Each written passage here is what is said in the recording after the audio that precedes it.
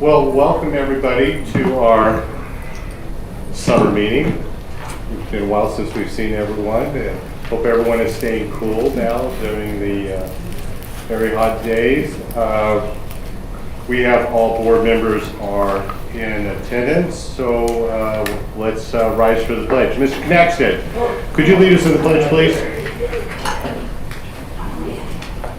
Salute the pledge. I pledge allegiance to the flag of the United States of America and to the republic for which it stands, one nation, under God, indivisible, with liberty and justice for all. Thank you, Mr. Knackstead. Very nice job. All right, we have a report from closed session.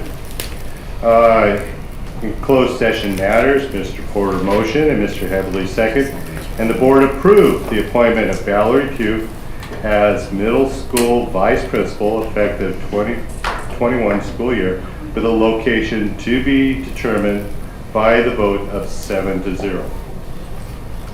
Also in closed session and student matters, Vice President McFarland motion and Mr. Nava second, and the board approved the placement of 2020-2021 non-public school new student numbers 38, 75, 94, 95, and 96 by the vote of 7-0.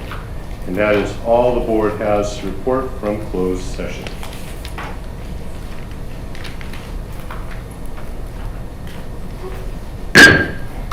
I now declare open the public hearing on the dedication of the right-of-way and public easement to City of Lodi. I now declare this public hearing to be open, and I believe we have Mr. Khan on the phone. Is that correct? Yes, sir, President Brady. All right, Mr. Khan, the hearing is open. Any comments from staff? Comments from the board? Comments from public? And hearing none, we will now close the public hearing as to the dedication of the right-of-way.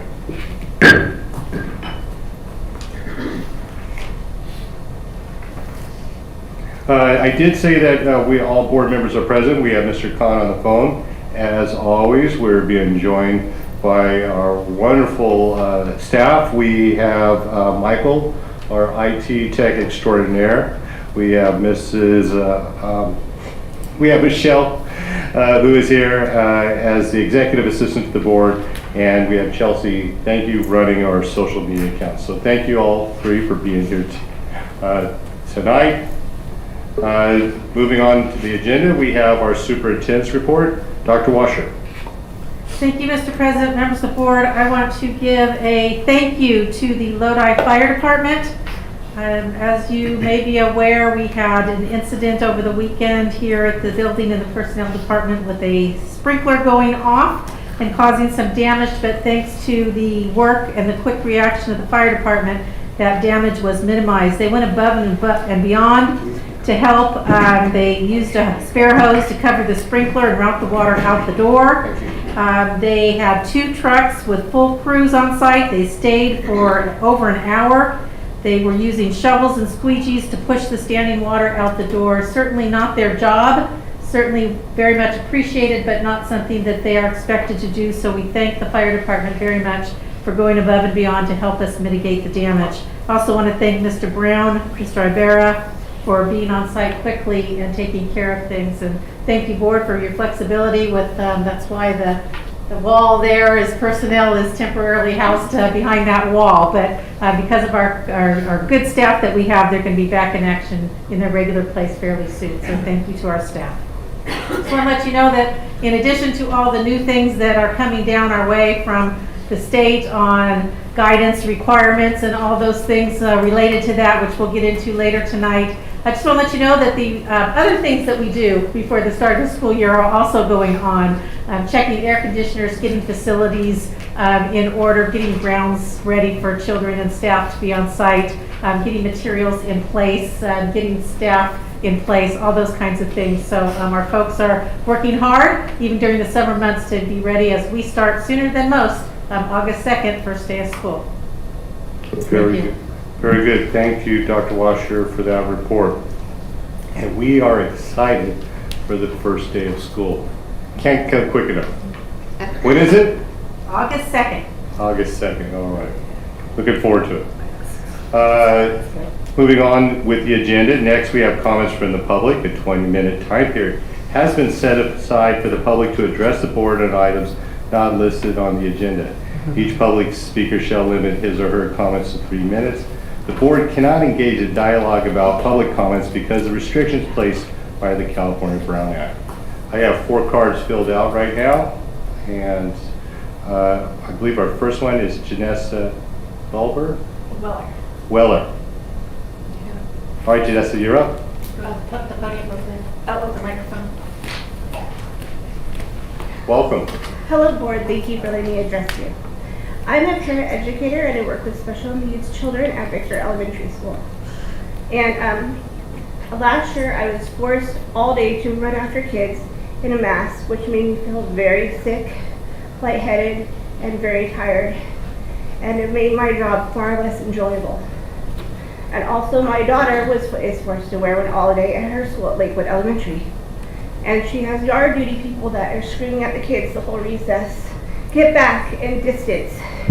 And I feel like basically we are living in an internment camp. And I'm really tired of being forced to wear things against my will and my daughter's will.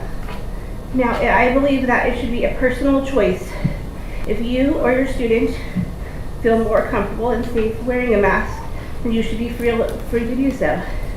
But also for those who do not wish to feel suffocated and having a hard time breathing all day long, that should also be your choice.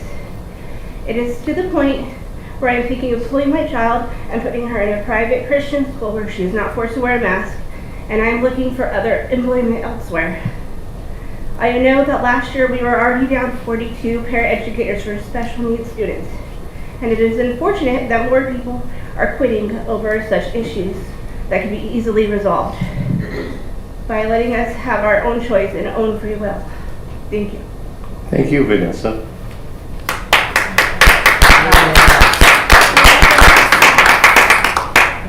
Next up, we have Lisa Wilkins.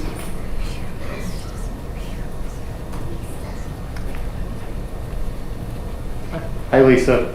Hello, Mr. Freitas, Dr. Washer, members of the board. I'm coming today because of a concern. Every time I look at the agenda for a school board meeting, one of the things I do look at is the personnel issues. And again today, there's a very, very long list.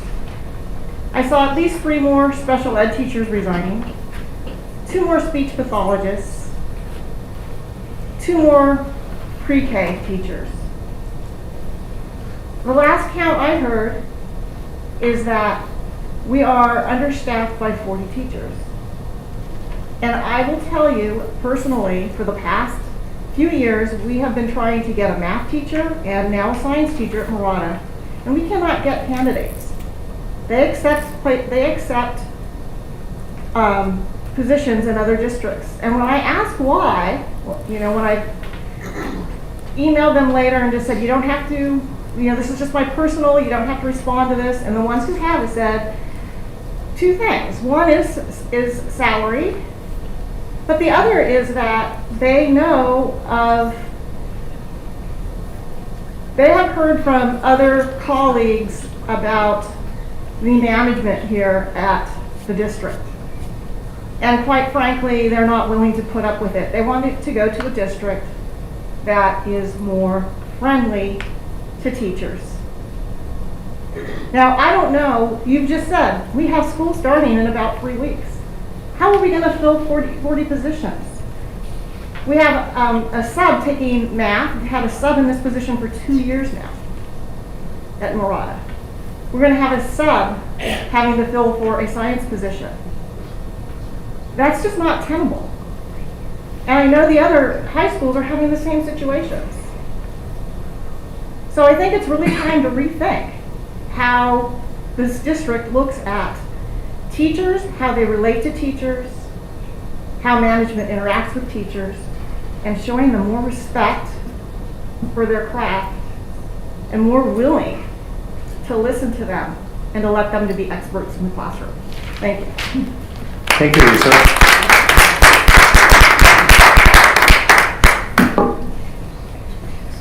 Next up is Tom Motion.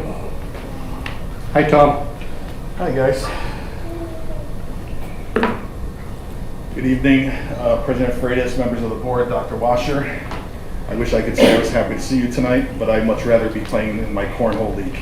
Yes. As we know, we've been battling this mask thing with public health and the state for months now. And as of yesterday, we can see that public health has pretty much copped out on us. They told us that they were going to be following CDC guidelines, and they are not following CDC guidelines.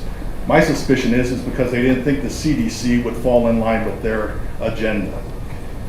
So after a lot of research today, it's come to the conclusion that California Public Health has now left it up to schools and school districts to decide on discipline for non-compliance of masks. If that's incorrect, please someone correct me. So I think it's time that this board really do something radical, okay, within the rules, because discipline for non-compliance can be no discipline, okay?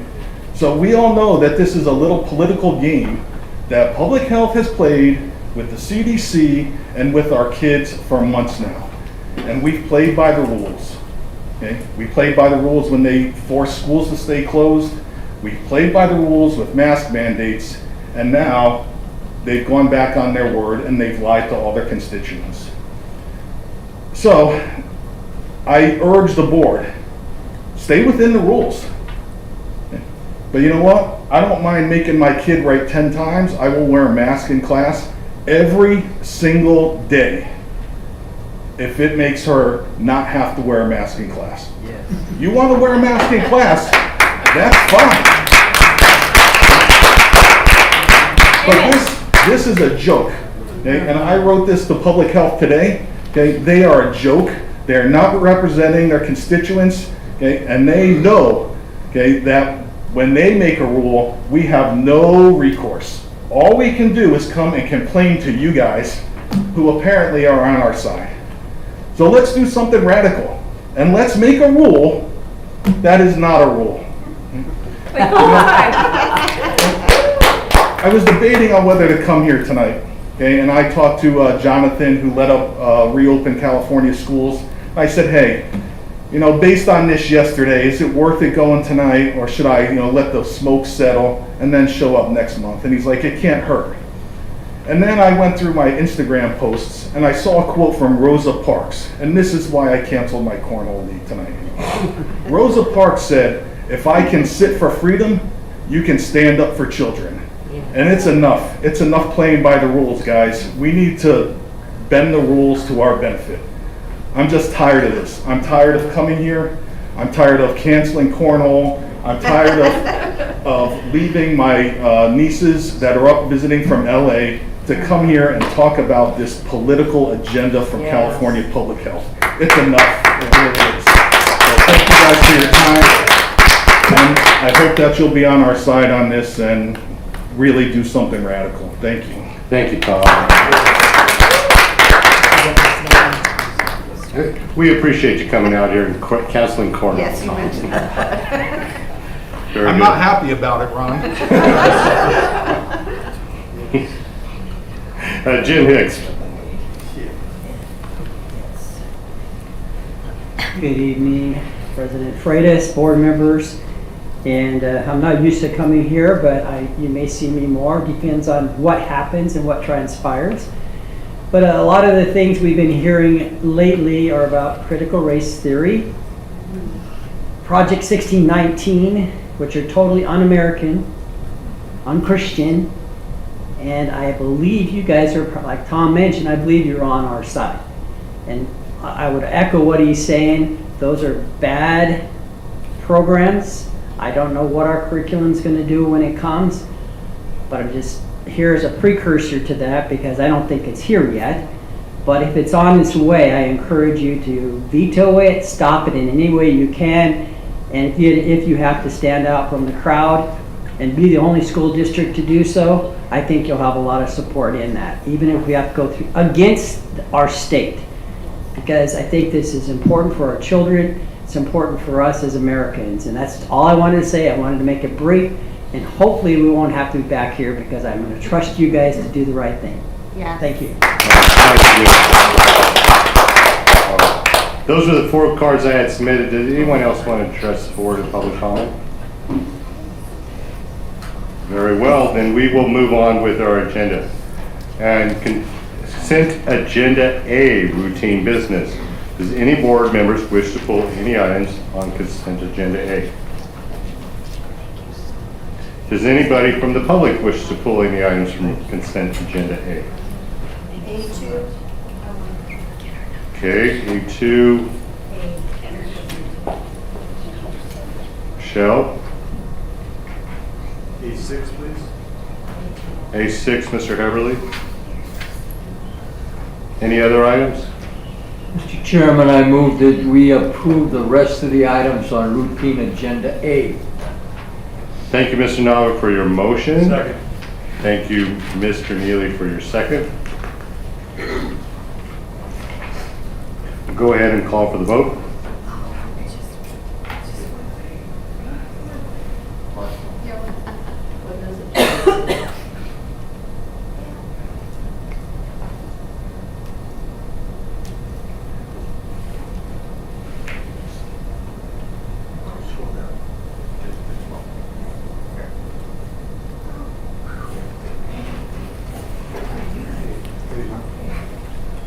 The voting system's still on summer break, so. And the balance of consent agenda A passes 7-0.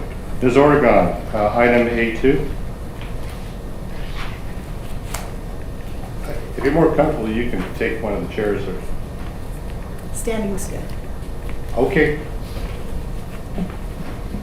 Thank you, President Freitas, members of the board, Dr. Washer. On A2, on the contracts,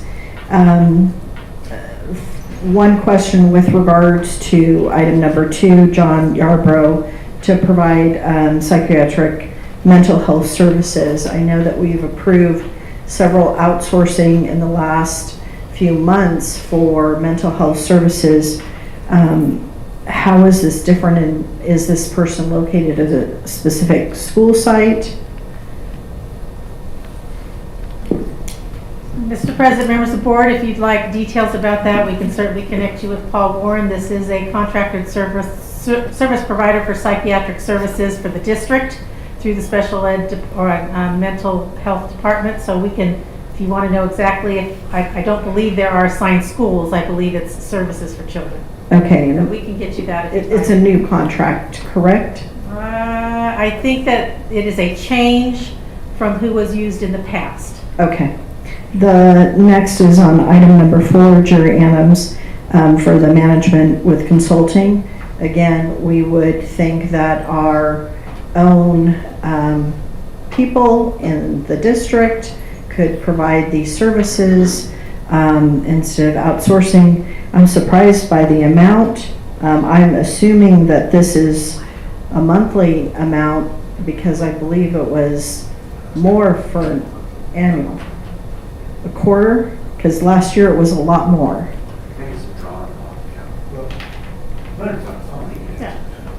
Mr. Khan, I don't know if you heard the question about the contract with Jerry Adams. It is not a monthly amount, it's an annual amount.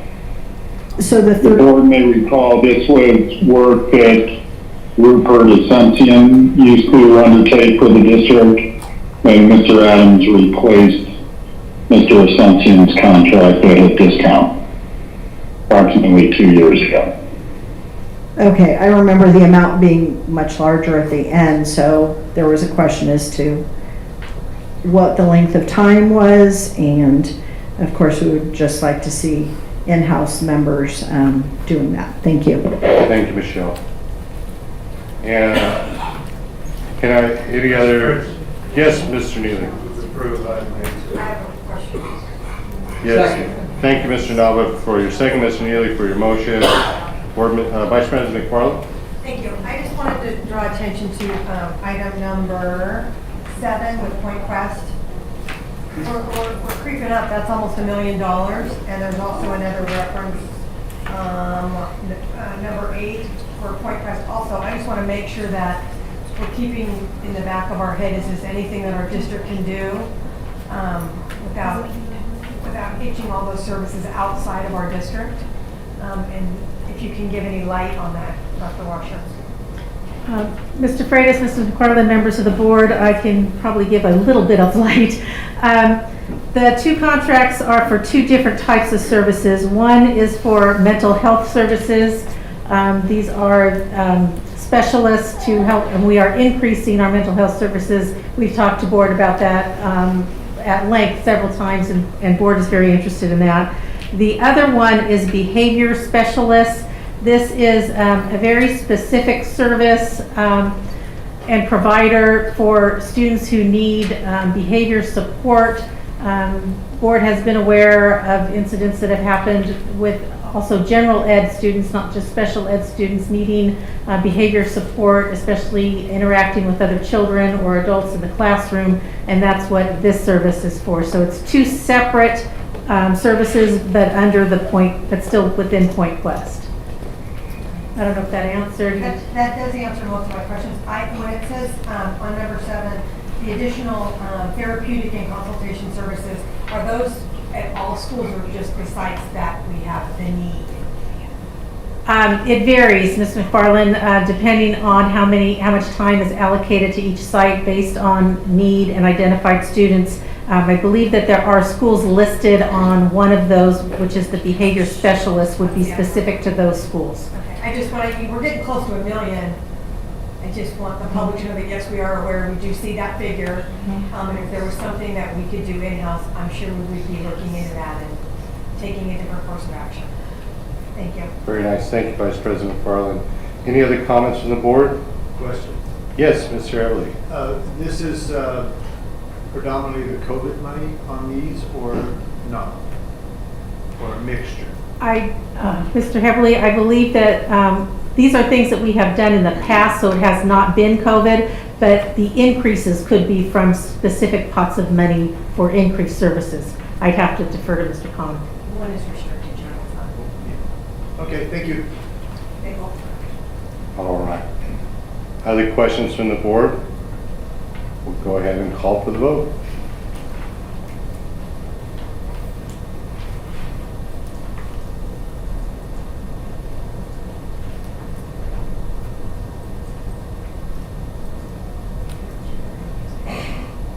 And item A2 passes 7-0. Item A6, award of contract to begin for Bear Creek High School. Mr. Heberly? Yes, thank you. I just wanted to highlight this. I'm very excited about it. Bear Creek community has been asking for improved ag services for their kids, and this is long overdue, and I think it's really exciting. And it's great that they're typically a lot, when you use your career tech ed money, there's usually a grant and there's a mix of funds. And so I did want to highlight that this is from the Strong Workforce Grant and also from Measure L.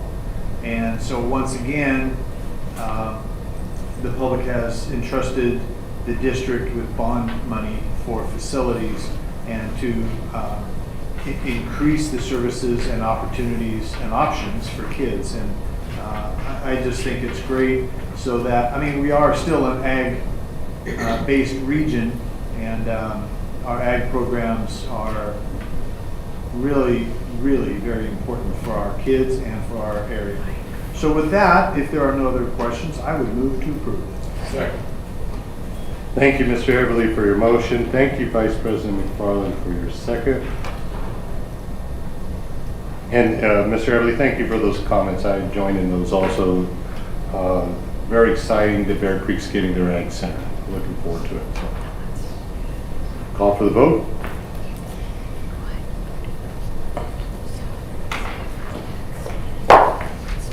And item A6 passes 7-0.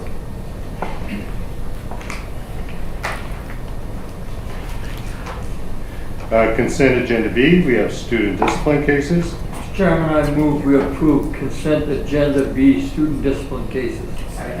Thank you, Mr. Now, for your motion. Thank you, Clerk of the Board, Mr. Porter, for your second. Any comments from the board? Comments from the public? Go ahead and call for the vote.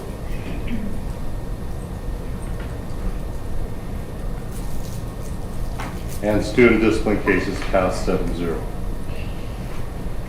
Other action items. We have item OAI1, Lincoln Tech Academy categorical position, Mr. Palmquist. I see Julie's here with us tonight. And Julie, come on up. Thank you, President Freitas, members of the board, and Dr. Washer. We actually have Julie Jensen here tonight to discuss her need for a categorical 2 program assistant position. She's added several new programs, which is a good thing. It's definitely been the board's desire that we continue to expand CTE, and Julie's done a fine job of doing that. So much so that we have a lot of new programs coming online, and they need more assistance there as well. Grant management in this time has required more hands on deck, and so Julie's going to be able to fund that through programs that she oversees in CT and adult education, but she's here to answer any questions, provide any other information. Right? Yay, Julie. So Julie, what's our CTE going to look like now that we're through the COVID? What's it going to look like in August? Well, we're starting our Bear Creek project, as you just mentioned, so that's going to be a huge project and for that school and for those students that attend that school, and expanding our ag offerings in our district. So really excited about that. We are also applying for other grants that will allow us to continue to expand our computer science programs in our district. We are building a simulation medical lab at Lincoln Technical Academy for our medical assisting program. We are also expanding programs for our adults in our community as well. We're starting a CNA program, a medical assisting program for adults, a phlebotomy class, and a farm tech class. And for our high schools, we just started a construction technology program this last school year, and so we're hoping to expand on that as well. We have a new auto mechanic teacher who is coming on board with us at Tokay High School, and so I'm hoping to expand that program in our district as well. Very good. So I get stopped in the street and people say, is CTE going to be in person or distance learning? And the answer is? Yes, sir. Yes. Fantastic. We are back in person and full hands-on, and that's going to be for all of our classes. Yes. Everything out at Lincoln, and that is very, very, very good news. So, Mr. Chairman, thank you, Julie. I think you're doing an excellent job over there, and I know that you're going to run a first-class operation. And anytime you request something like this, I scrutinize it, but I know it's a need. And the need is for positive, and it has to do with our young people in our schools. Thank you. Thank you. Other comments from the board, Mr. Everly? First of all, Ms. Jensen, thank you very much. Again, it's one of those things that we as a board have been trying to do for years, is to expand our course offerings for students. And being an old ROP teacher, I understand that there is a lot of paperwork. When somebody's giving you money, they also add a bunch of strings to it. And it's great to get a grant, but it's like, we got the grant. Uh-oh. You know, it's a lot of work. It is. And you've got to mix monies and things like that. So I am all in support, and keep it going. Those kinds of things are wonderful for the kids. They absolutely love that stuff. And I feel really badly for the students in 2020 when they're trying to do a CTE class with Zoom. Come on, that's crazy. So it's great to hear that we're going to go, they're going to actually get their hands on things, because that's what CTE is, hands on. Thank you very much. Thank you, Mr. Haverly. Other comments from the board? Mr. Knackstead? Julie, I'm a huge supporter of your program and CTE in general. And with that, I'd like to move to approve action item number 1. Thank you, I Mr. second the Knackstead, for your motion on motion. that. Thank you, Mr. Nava, for a second. And other comments from the board? Mr. Neely? Julie, just real quick, I want to thank you for everything you're doing out there. The times I've been out there to Lincoln Tech, it's an incredible place, and it just keeps building. And I enjoy going out there because every time I do, I find out about a new program you've got going. We're very proud of Lincoln Tech. You guys have done a lot out there, and I just want to thank you sincerely for everything you've done for our kids. That's all I got. Thank you, Mr. Neely. Well, Vice President McFarland? I also just wanted to echo, thank you for all that you do for the students, and please extend our thank you to your staff. Yes. I know COVID was hard. You guys made it through, and it is a little jewel that we like to jump loud and proud about. So thank you for all that you do. I know you go above and beyond daily. Thank you. Thank you. Mr. Porter? Am I the only one that hasn't thanked? So I'll say thank you. My son took Leanna's son, Colin, who was out there for your program, and it helped him great. He struggled in high school, but he did make it through college. And part of that was because of being your computer programming class, and he did very well there, and it really kind of lit a little spark for him. So my thank you is personal and affected her family. So Thank you. overall, it's great. Well, Principal Jansen, and I'll just follow on those comments. My daughter, who graduated from your medical assistant program, just got another very nice raise. And Dad is really, really excited about that. But just the whole ability of the lifestyle that she's changed and what she can do and her independence and her financial stability, all from your program, is night and day. And I agree with all my board's comments except for Mr. Nava saying that he thinks you are doing a great job out there. I know you're doing a great job out there.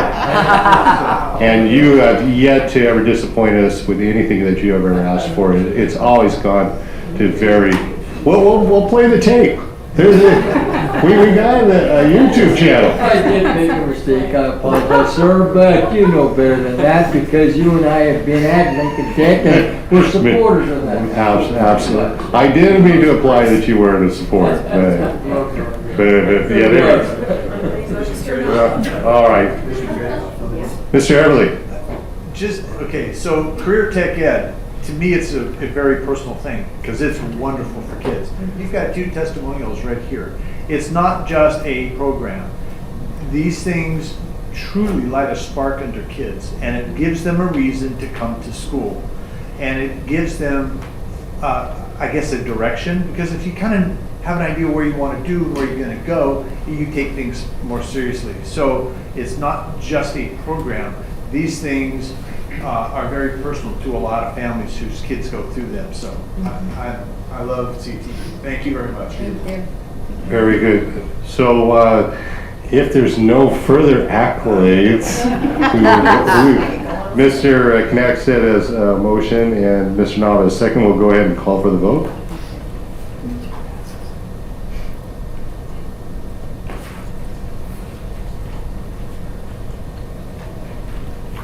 And categorical position for Lincoln Tech is approved 7-0. Congratulations. Can I just add one thing though, because I just want to make sure this is on the record, that when we sent the salary, I should have done this earlier, I'm really sorry, but everybody was thanking me, so I just... Right? Because I love what I do, I love my job, and I just, I'm so happy that I get to go to a place every day and just change lives with our staff is just amazing, our teachers are amazing through COVID.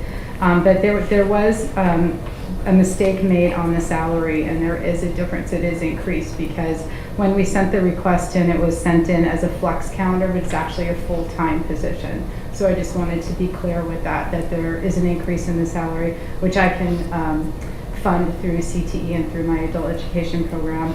So I just wanted to clarify that. Well, thank you. Thanks for bringing that to our attention. Thank you. You're welcome. Have a great evening. Mr. Freitas will pay the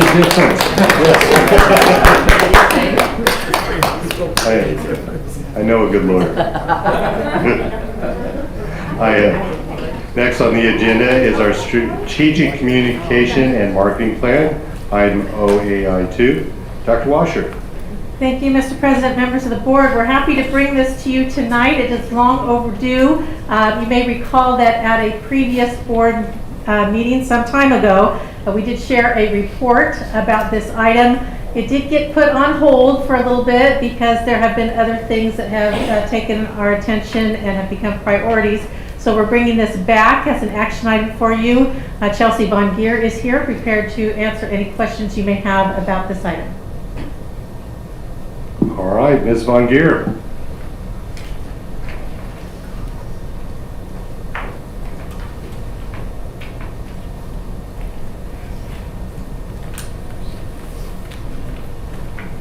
Yes, thank you, Board President Freitas, members of the board, and Dr. Washer. This plan is before you this evening as a result of a lot of feedback that we received from our community during a communication audit or a thought exchange that we held back in 2019, you might remember. A lot of thoughtful research and reviewing communication plans from other local districts and other districts of similar size to us, and a lot of thoughtful review and consideration on what would be helpful to our district moving forward and how we can be more thoughtful and strategic about our communications to our community as well as internally in our district. Very nice. Mr. Chairman, excellent job. This board wanted this a long time ago, I'm sure, and it wasn't in writing, but we still do it. But now it's clear. I read all 39 pages of it and enjoyed it. I like the color on it and all that kind of stuff. So excellent job, Dr. Washer and Chelsea. Thank you. Presentation 46. Correct, it is 46 pages. And we love every single page of it. The first 39 were the best. Awesome. Thank you for doing that one. Ms. Von Geer, what do you see this doing for the district? Overall, what do I see it doing for the district? I think it's going to help us more effectively communicate with our community. I think it's going to draw more people to our district. I think that so many fantastic things happen in our district and we haven't necessarily been as strategic about how we communicate it to the public. We've been better, I think. I'll attribute some of that to myself and also to our excellent superintendent on being more proactive in those efforts, but I think that we need a plan. I think we need to have something to say these are our overarching goals for the next 3 years, and then we have the implementation strategies to show that we actually accomplish them. If we don't have a plan, we're not really going to accomplish much of anything. We can do little things here and there, but we don't have an overarching goal for our district. We want to attract more talent, we want to communicate better and please our current community members and our current staff, and we also want to hopefully increase enrollment, and there's some things that I think are missing for us to do those things. So you would compare that we've been winging it for a little bit? So to speak, yes. I mean, we've done some good things, absolutely, but we need a plan to do more. And what would this plan, you're in charge of it, what would it look like? What would it do in the next 3 years? The goal is to increase communications. The goal is to attract individuals to our district, students and staff alike. A rebrand is one of the biggest things that I think that we need to do in our district. We don't have a color scheme, we don't have a logo that really represents, I think, our district in the 21st century. Our school sites could use some refresher logos as well that really speak to how innovative and creative they are. Like the Valley Robotics Academy logo, for example, it's incredible. It really just attracts the eye. It's beautiful, the colors, it has vector images that you can put on big billboards and signs. We don't have that ability to market our schools in that way because we don't have even just a vector image of our logos at our school sites. We have little tiny mini JPEGs, for example. We do. And do you remember the last time we rebranded, when that was, or? I'm not aware that we have done that. Well, obviously you weren't here. When do we think we last rebranded? It's been over 14 years because it hasn't happened since I've been here. Roy? Mr. Everly? What, I'm the old guy here? It's been the logo for a long time, yes. But I'm not a big fan of changing logos. Too expensive. Unless it's this logo. Well, yes. Yes. No, very good. So, Chelsea, I appreciate the work because you do have to have a way to communicate, and I think it's really important for principals to also really know what and how to say. Absolutely. And when Consistency. not to, and when to pass it off to someone else. So any of that does make it better and more effective. So thank you, appreciate it. Yeah, that will create consistency in our district. Some of the board policies that haven't been revised in over a decade, the world has changed since then. We need to have things that are relatable to everything going on in the world now. And even if we attract 100 students, that translates to $1 million of ADA. And in this day and age, people are looking for competitive alternatives. And by simply doing this, and that would more than 5 times pay for itself by just simply having 100 students come on board. And then if I may also say that a webmaster role, I think, is integral to our communication strategies in our district. Edith, Holbert, and I have had great conversations. I've reviewed different webmaster positions at other districts of our size and even quite a bit smaller than ours. I mean, the website is the first place that our community members go for information, and it's severely lacking, not because of anyone's fault, but because we need a dedicated person that knows the programs, knows the system, understands HTML, understands the prudent information that needs to be put on our website and across all of our school websites as well. And what you're talking about would be a makeover, not simply just for the district, but for every single component of the district. Yes. Looking at new school logos, new opportunities, and enhancing all those. Mr. Freitas, members of the board, I just want to be clear, we're not talking about completely changing. You know, Bear Creek will still be the Bruins. Lodi High will still be the Flames. It would just be creating an image that can be replicated in a manner that can be useful in other venues. Right now, some of them are so old and were created so long ago that they can't be translated into today's environment. Well, this is very, very exciting. And I was in favor of it last time you brought it forward. I'm still in favor of this. And I'm going to open up to comments from the board. So, Vice President McFarland. Thank you, Chelsea. I appreciate all the work that went into this. What I'm really looking forward to is when our communication gets out, that it also gets repeated correctly. Sure. Because we can have a meeting and discuss, I'll use for example, we're not extending the school year by 5 weeks. And within hours, it's all over social media. Even when the vote was stopped, to be clear that we were not going to extend the calendar year, but yet somehow that's what gets out. So I'm really anxious to see how we keep our communication clear and direct based on the decision that the board and the cabinet and each individual school has. So I'm really glad to see this, and I can't wait to see how it translates to our community. Thank you. Thank you, Vice President McFarland. Other comments from the board? Comments from the public?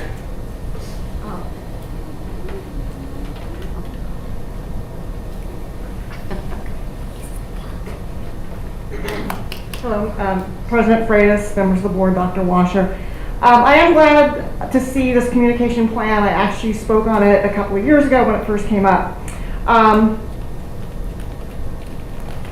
I just wish that the board had put as much thought and effort into other aspects of the district, including teacher retention and teacher attraction, and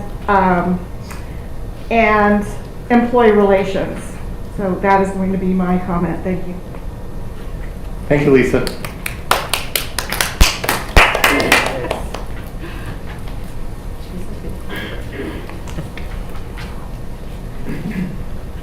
Good evening again. A couple of questions. With this change and kind of process, we just redid our website, I want to say 4 years ago. The math is fuzzy with COVID and time. So that went through our technology advisory committee, and they talked about different kinds of looks of platform. Are we going through that process as we adopt a new format for our website through the president, if You may. Ms. Von Geer? Yes, Board President Freitas, members of the Board, Dr. Washer, we're not quite there yet. We want this to be approved by the Board of Education before we get to that next step. I will say that we're not necessarily looking to break down or change final site or the website provider we're currently using. What we're looking to do is hire a webmaster that can help us with aesthetics, help us with maybe the template that we're currently using on our website, make it more tenable for people to find information, make it easier to navigate. So we're looking at those kinds of things, not necessarily moving away from a website provider, which I know went through a process and was approved by a committee and Board of Education. Okay. And will the school site, for lack of a better term, webmasters still be used to being updating the school sites, or will that be then an overarching, this overarching webmaster for the whole district? So that can be determined when we develop a job description and have it go through that process. But based on information and research and speaking with other local districts and how they utilize their webmasters, they often will get content and information from the school sites, but the webmaster at the district level will have the duty of implementing those changes. But potentially the webmaster could help still train school site webmasters so that they can assist as needed with maybe small tweaks or immediate needs. But this person would oversee that. Okay, so there still may be school site responsibilities for their web pages, but it would go through one person, if I'm understanding correctly. That could happen. We would, again, have to go through it. My understanding is creating a job description and deciding how that person would manage those duties, but there's different ways that could be set up, yes. Okay.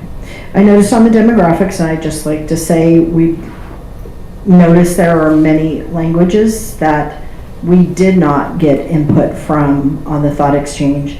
And again, it was 2019, so, you know, maybe going back and looking at our demographics, our population, our parents and our students are different now than what we had in 2019, so maybe updating those. We do have a concern with the dollar amount, with a person with that, and however, if that is taking the responsibility of each of those 53 school sites, not having to input that, you know, I know that there is a cost in that, and that is something that there is a concern as to then the autonomy of school sites. So would love to see less combos before we add more of this, but I'm not saying we don't need better communication and clearer communication out there. Thank you, Michelle. Other comments from the public? Yes.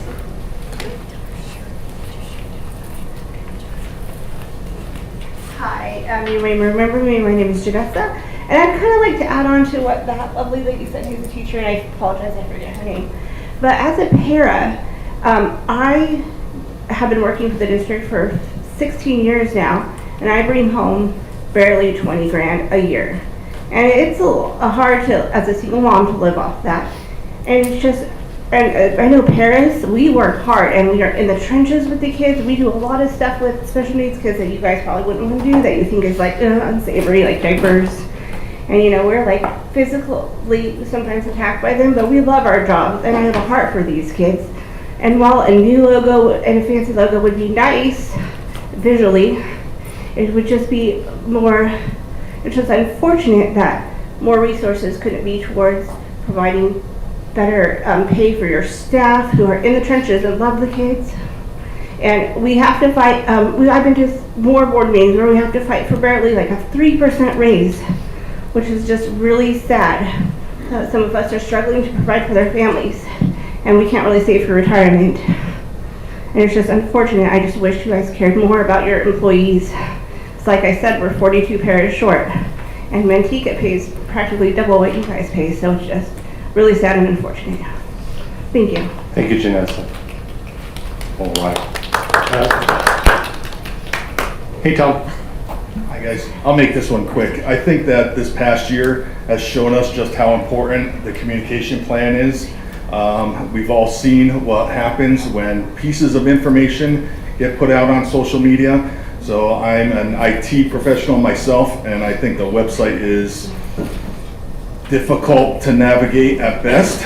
So those that are not in IT, I can imagine how difficult it is for them. Actually, my best communication plan has been having Chelsea's phone number. So I wholeheartedly support this plan for better communication for the district. Thank you. Well, it is Chelsea's world and we are just living it, so. Michael, can we open the Chelsea's very thorough 46-page presentation, which may be a record for this year.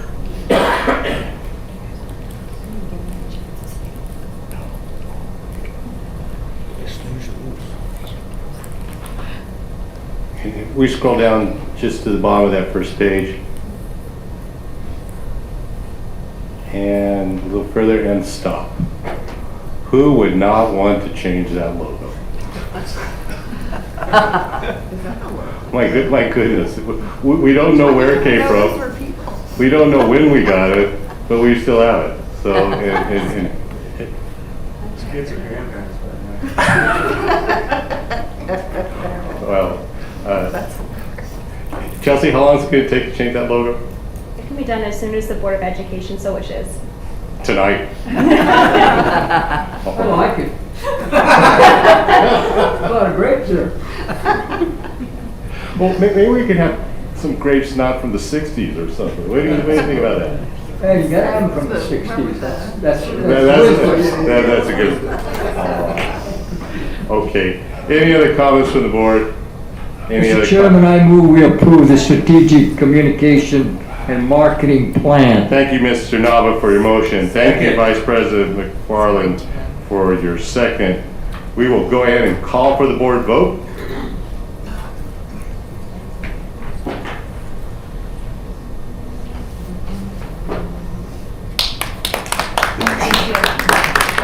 Hey, I haven't said anything yet.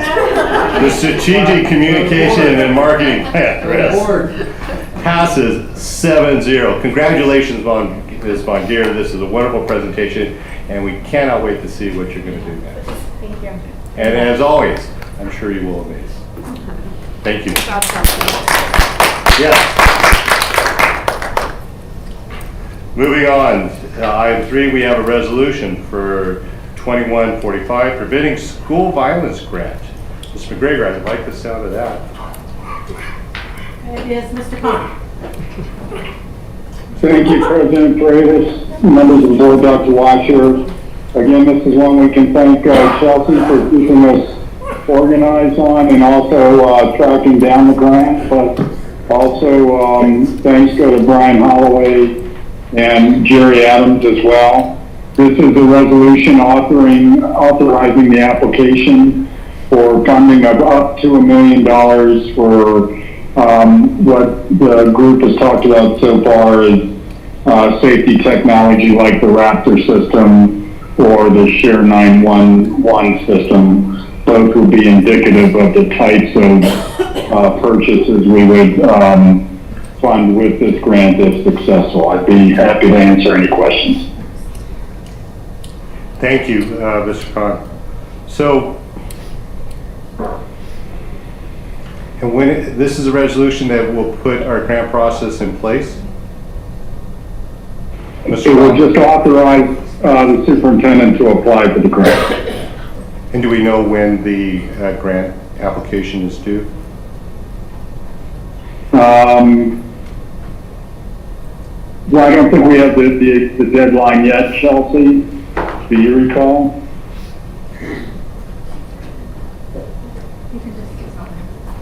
August 2nd. Very good, Chelsea.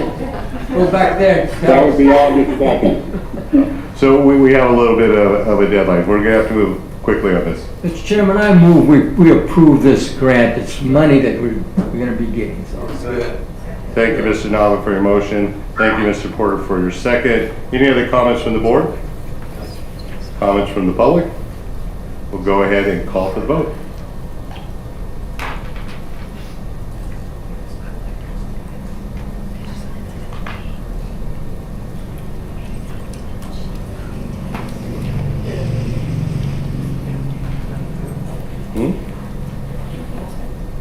And item OAI3, the resolution for the grant preventing school violence passes 7-0.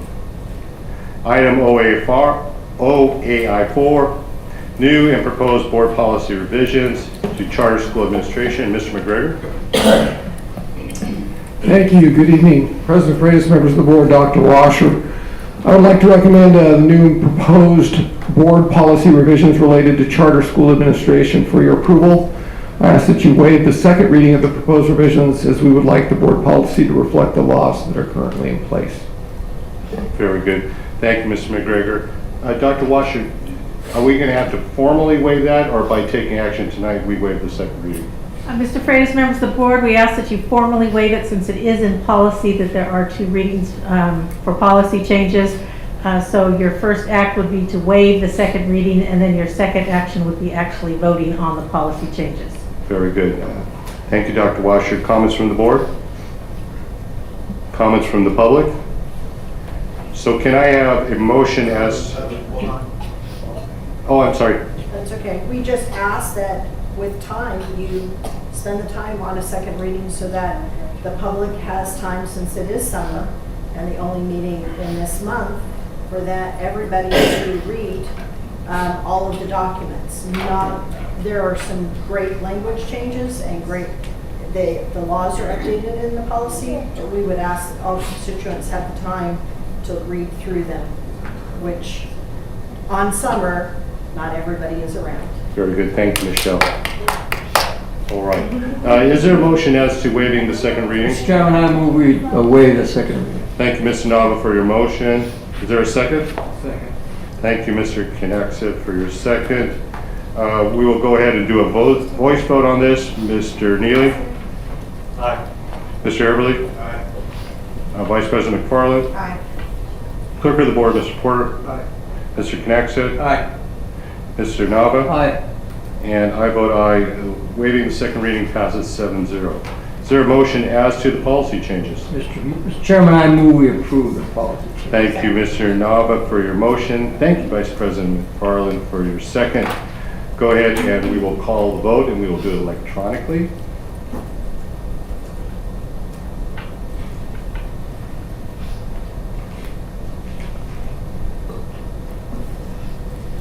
And the policy changes are approved. Mr. McGregor, 7-0. Thank you very much. Moving on to personnel matters. If Mr. McKilligan was here, I'm sure he would say that approval of certificate of classified personnel matters are... We have some reports, sir. Yes, we're going to do personnel matters, then we're going to go to the report. Oh, change the agenda? No, it's next. Oh, okay. Depends on what agenda you have. Well, we have one here.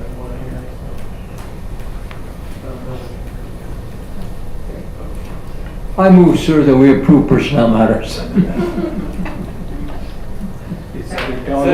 On this agenda, it shows personnel matters, then reports. Yeah. Mine shows reports. Mine shows reports after that. It's okay. Right here. Well, not on the electronic one we're looking at. Where do you think you're ready? I mean, it doesn't matter. Doesn't matter. No, it doesn't matter. We're going to take care of business. Let's rock and roll. We just want to give you a little... No, we're gonna figure it out, whether we're doing personnel matters or we're doing a report. Mr. Nava had an objection. All right. But he did make a motion as to personnel matters. Very good. And is there a second? Second. Thank you, Mr. Knaxit, for second as to personnel matters. We'll go ahead and call for the vote. Oh, I'm sorry. We have comments from the public. Ms. Oregon? Yes, we'd just like to point out that once again, we are looking at a significant reduction in teaching staff. And from my understanding, we still have not filled all the teaching positions from the retirements and resignations up to today's date. And as you see, and the discussions with bargaining, we have 3 preschool teachers resigning, 7 elementary, 4 more special ed teachers, 5 secondary, and an adult ed. Again, 15 more resignations from our district. So we need to be asking the question, why, and what can we do to retain the teachers, especially as things are coming down the pike on TK and preschool. We need to keep those early education teachers, and you all know how hard it is to recruit special ed teachers in this day and age. Thank you. Thank you, Michelle. Lisa? Given, President McFarland, members of the board, Dr. Washer, you know I've come up here several times a day to talk about the teacher shortage, and those of us in secondary, I'm already being asked to do 120% so that we can fulfill the need for the missing science teacher. With the planning you did with the marketing, maybe you should do some planning around here, and this is my suggestion. Maybe we can hire someone to do exit interviews to find out why people are leaving the district, both classified and certificated. And then make that an action item for this board to address. I think that that might be a worthwhile endeavor. We already heard from one of our paras that a nearby district is paying double. I know that many of our nearby districts not only pay more, but they offer full-time so these people can get benefits. I think that's something we need to look into. Thank you. Very good. Thank you, Lisa. We have, yes, other comments from the board. Mr. Porter? You left? Maybe I can help you. How many, just out of curiosity, how many teachers will be on emergency corrections? I'm sorry. How many teachers are we planning to be on emergency corrections? That came to the board, Mr. Porter, members of the board, last time, I think, and I'm sorry, I don't remember. No, it's okay. 130. I'll send an email. 130, yeah, Oregon remembers 130. And those are teachers that I can. think that was our estimate on how many we were going to. And is that our average? It's been over 100 for, yeah. Okay, thank you. I just had a quick question. Thank you, Mr. Porter. Any other comments from the board or comments from the public? We will go ahead and then call for the vote on personnel matters.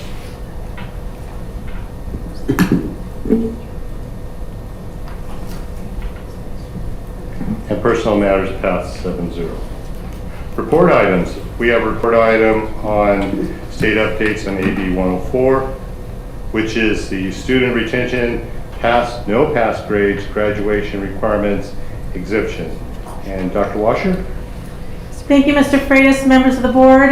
This is a kind of multifaceted report. The roller coaster continues, as we have seen in the last few days. I'm going to cover 3 topics, and I'll pause after each one so that we can, if you have any questions or comments, because they are separate issues. AB 104 is new legislation from the governor.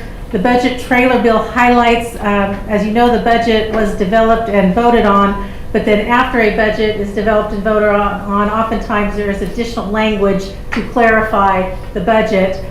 Or to have other things in there that weren't actually in the budget. So I'm going to just go over some of the highlights, not everything in the budget trailer bill, so please don't think that that is a comprehensive list of things. And then the health and safety requirements and guidance that we've been hearing about recently. So first, there is an executive summary that breaks these down into their components of what I'll be talking about, the different areas. But I don't know, Mr. Freitas, if you want me just to talk about the executive summary or go into the report. I don't want to waste time, but I want to make sure that I address all the issues. Yeah, I'm hearing executive summary. Okay. Please. So AB 104 has some different pieces to it that are going to be important for board to hear and our public, and we are going to do a communication out to our community very soon about this. One is that parents of last year's students who received deficient grades may request a meeting to discuss retention. This isn't a lot different than what we normally do with talking about retention for parents who are interested in that, but there are some components of the meeting that are required. And so we will have a template for the school that they need to talk about research about retention. They need to talk about intervention strategies and support. And the district does have the final decision, and there are some timelines associated with that. So since school is starting fairly soon for us, we need to get the word out quickly that parents can do that. The next one is that high school students will have the opportunity to change a letter grade to pass, no pass. And there is a specified timeline. The CDE is supposed to come out with an application and post that, and then we post it on our website. We will make sure that our families know when it is available. And there is a short window for students once that's posted to apply. It's 15 calendar days. So we need to get the word out fairly quick. There's no limit to how many classes they can request. We do know that the CSU system will accept that pass, no pass for acceptance for the CSUs, but other universities and colleges may not. So folks need to be aware of that as well. Also with AB 104, last year's juniors and seniors who are not on track to graduate in 4 years will have the opportunity to take courses, retake courses, meet the state graduation requirements. So what is going to be required for this group of students will be meeting state graduation requirements, which are different than the district. The district has additional requirements above the state. We are working on identifying who those students are, and we'll be communicating out to those families when that process is done. So that's AB 104. I'll pause for a moment. No? Okay. Next we have the trailer bill language, some of the highlights. That districts must offer independent study. We are well set with that one. We have a very good independent study program, have for years. We also have our Digital Academy, which is brand new, and our Valley Robotics Academy. So we'll be updating board policies to meet legal requirements, but we are in good shape. We will just do some communication pieces. There are some requirements about how that looks, and we are in good shape with that as well. The next one is a phase-in expansion of Transitional Kindergarten. This will occur over time. It will not happen right away. It will provide services for students at 4 years old in that year 25-26. But that is a little ways off. It is a phase-in program, and it does reduce the adult to student ratio. There will be funds to help students who failed A through G courses to retake them, tutoring, professional development. That's a piece of the trailer language. There will be funds to develop or expand an ethnic study course offering. We do have that as an elective in our course catalog, but that is in there as well. And then there are grants to create community schools. We've talked about this at other board meetings, to work with community partners to provide health services and social services on the school site. That's all part of the trailer bill language. There's also another component of the Extended Learning Opportunities Grant, which we haven't weeded out yet, all the details, but there would be additional funds for after-school programs, intercession, meeting specific requirements. So that's the budget trailer bill language. Go ahead, I'm sorry. That's okay. Do you have a question? Dr. Washer, Yes, I have a question. Transitional Kindergarten. We've had this program before in our district. Yes, we do. I remember that started 4 or 5 years ago. Yes, and this will expand that Yes. to include more children. Okay, thank you. Dr. Washer, could you educate, what exactly is TK? Transitional Kindergarten was the answer to universal preschool failing.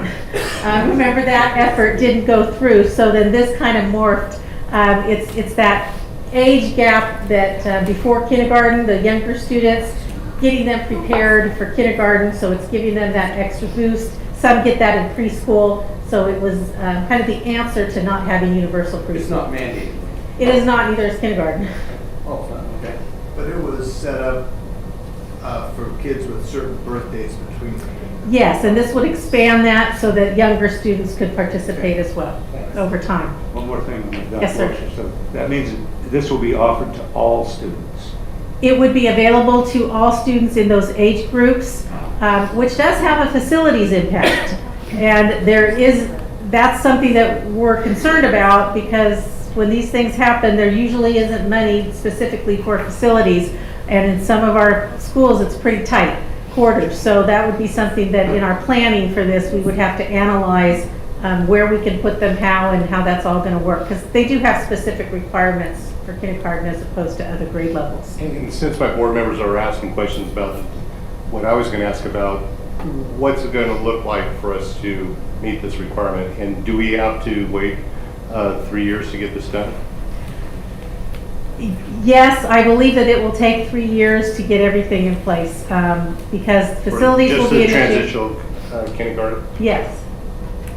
And then it will require more staffing for that program. Very good. The health and safety requirements, I know that everybody has heard the latest from CDC and CDPH. CDC update on masks came out, that mask use indoors at school for individuals who are not fully vaccinated. We did expect CDPH to follow suit. That did not happen. When CDPH recently came out with their industry guidance, they kept the mask requirement for all individuals indoors at school, regardless of vaccination status. And that's indoors, not outdoors. And as you know, schools follow CDPH guidance in terms of public health. Our county is in alignment, goes in alignment with the California Department of Public Health. So that was the big news, and I know many folks were disappointed to hear that mask from California Public Health mask requirement for everyone indoors, whether vaccinated or not. There are also some updates to quarantine protocols and requirements, and we will update our guidance to match that. There is a little bit of a difference if individuals who are exposed were wearing masks and the person who was ill was wearing a mask or not, as opposed to no masks. So there is a little bit of difference there into the quarantine requirements. There are some changes for vaccinated individuals that we need to update our protocols on. So we will do that. The spacing requirement did not change from 3, it is still 3 feet, working on spacing. My understanding from what I've read is that the public health included the masks because they felt that not all schools could do 3 feet in classrooms and that masks would provide that additional barrier or mitigation strategy. That's my understanding of the rationale, whether someone agrees with that or not, is why they did that. So adhering to the 3 feet is not a hard fast. It's a recommendation that we will strive for, knowing that that isn't possible in all situations, or might not be possible in all situations. We didn't seem to have a problem with that. That was in place last spring. 6 feet was difficult when that was there, but the 3 feet we could handle pretty well at all of our facilities. So those are the highlights of the health and safety requirements and guidance. Open for questions and conversation. Had this board passed a resolution at our last meeting with regards to masks? Was it the last meeting or the one before that? I can't remember. 2 meetings ago? 2 meetings ago. And what happened with that resolution? We did send it out to elected officials. Chelsea Von Gier has made appointments for our legislative subcommittee to meet with our elected officials. That's where we are with that. And when the elected officials we sent to were ones in Sacramento and the state assembly and the state senate? Yes. And any other elected officials? Or? No, our state representatives. Our state representative. Very nice. Okay. Thank you. Comments from the board. Mr. Neely? While we're on that, let's talk about that.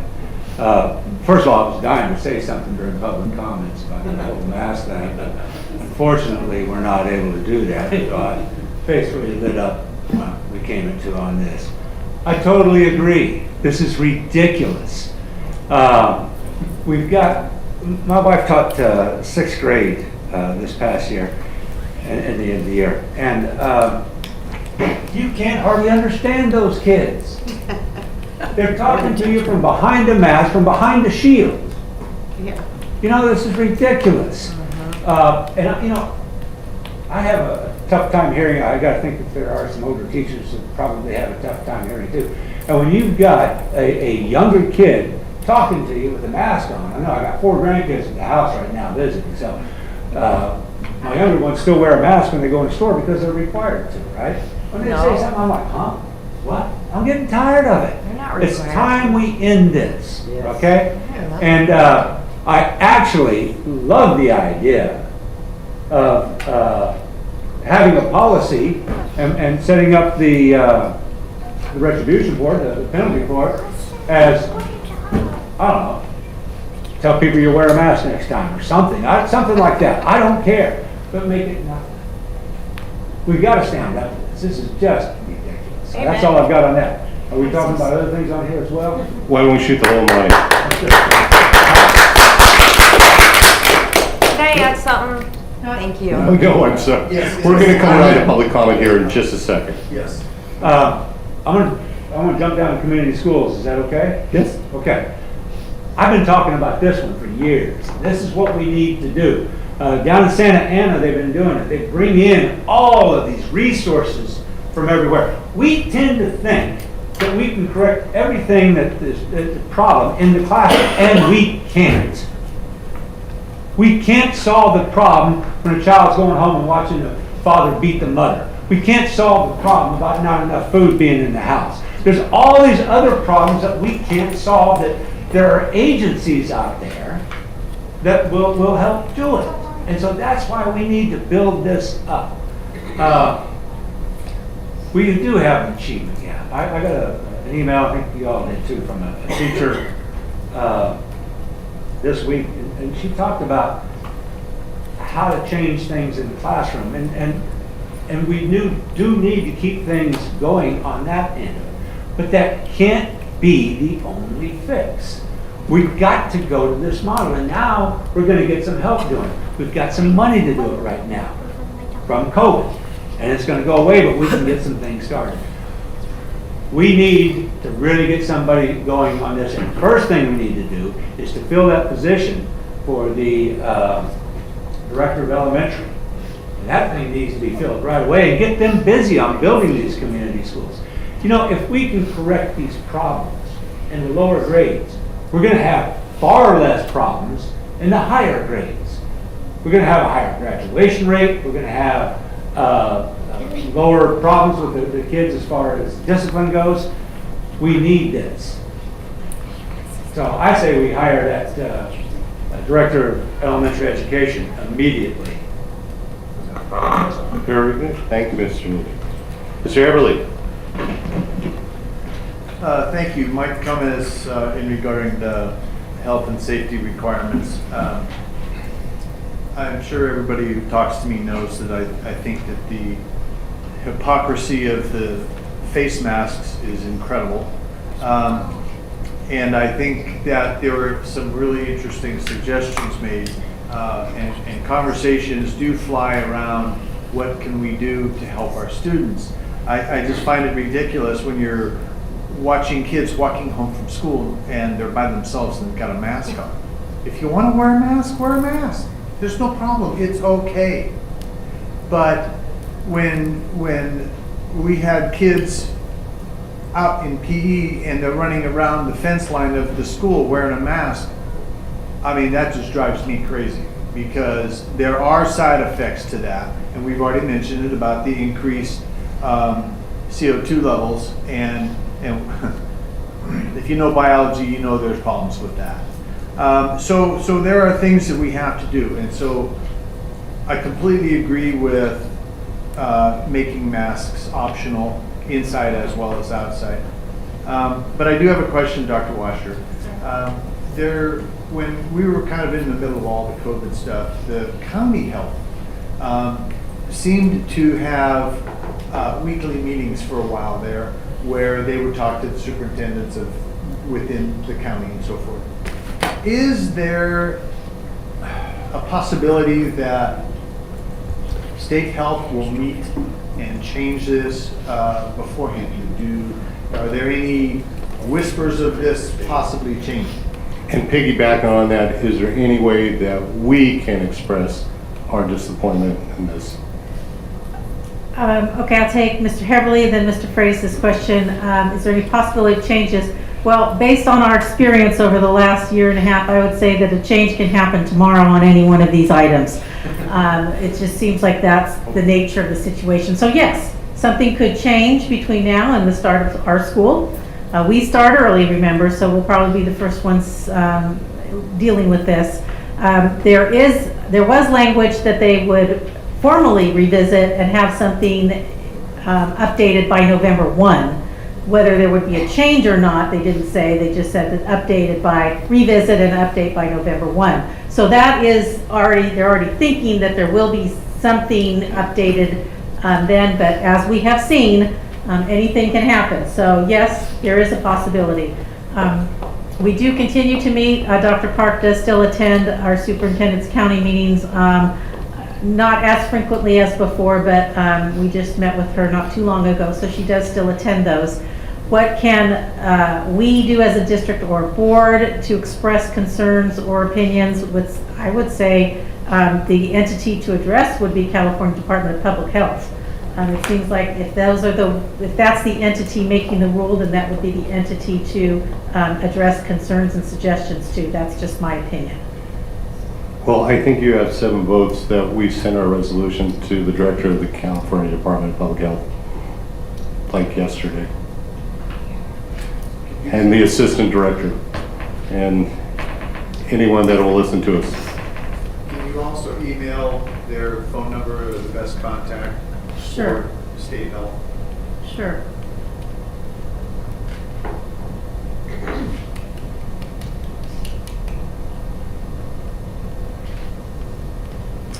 Yeah. You know, can I ask a question? Of course, Mr. Neely. Michelle, can you say what the union position or what your position, or you think the teacher's position is on face mask in the classroom?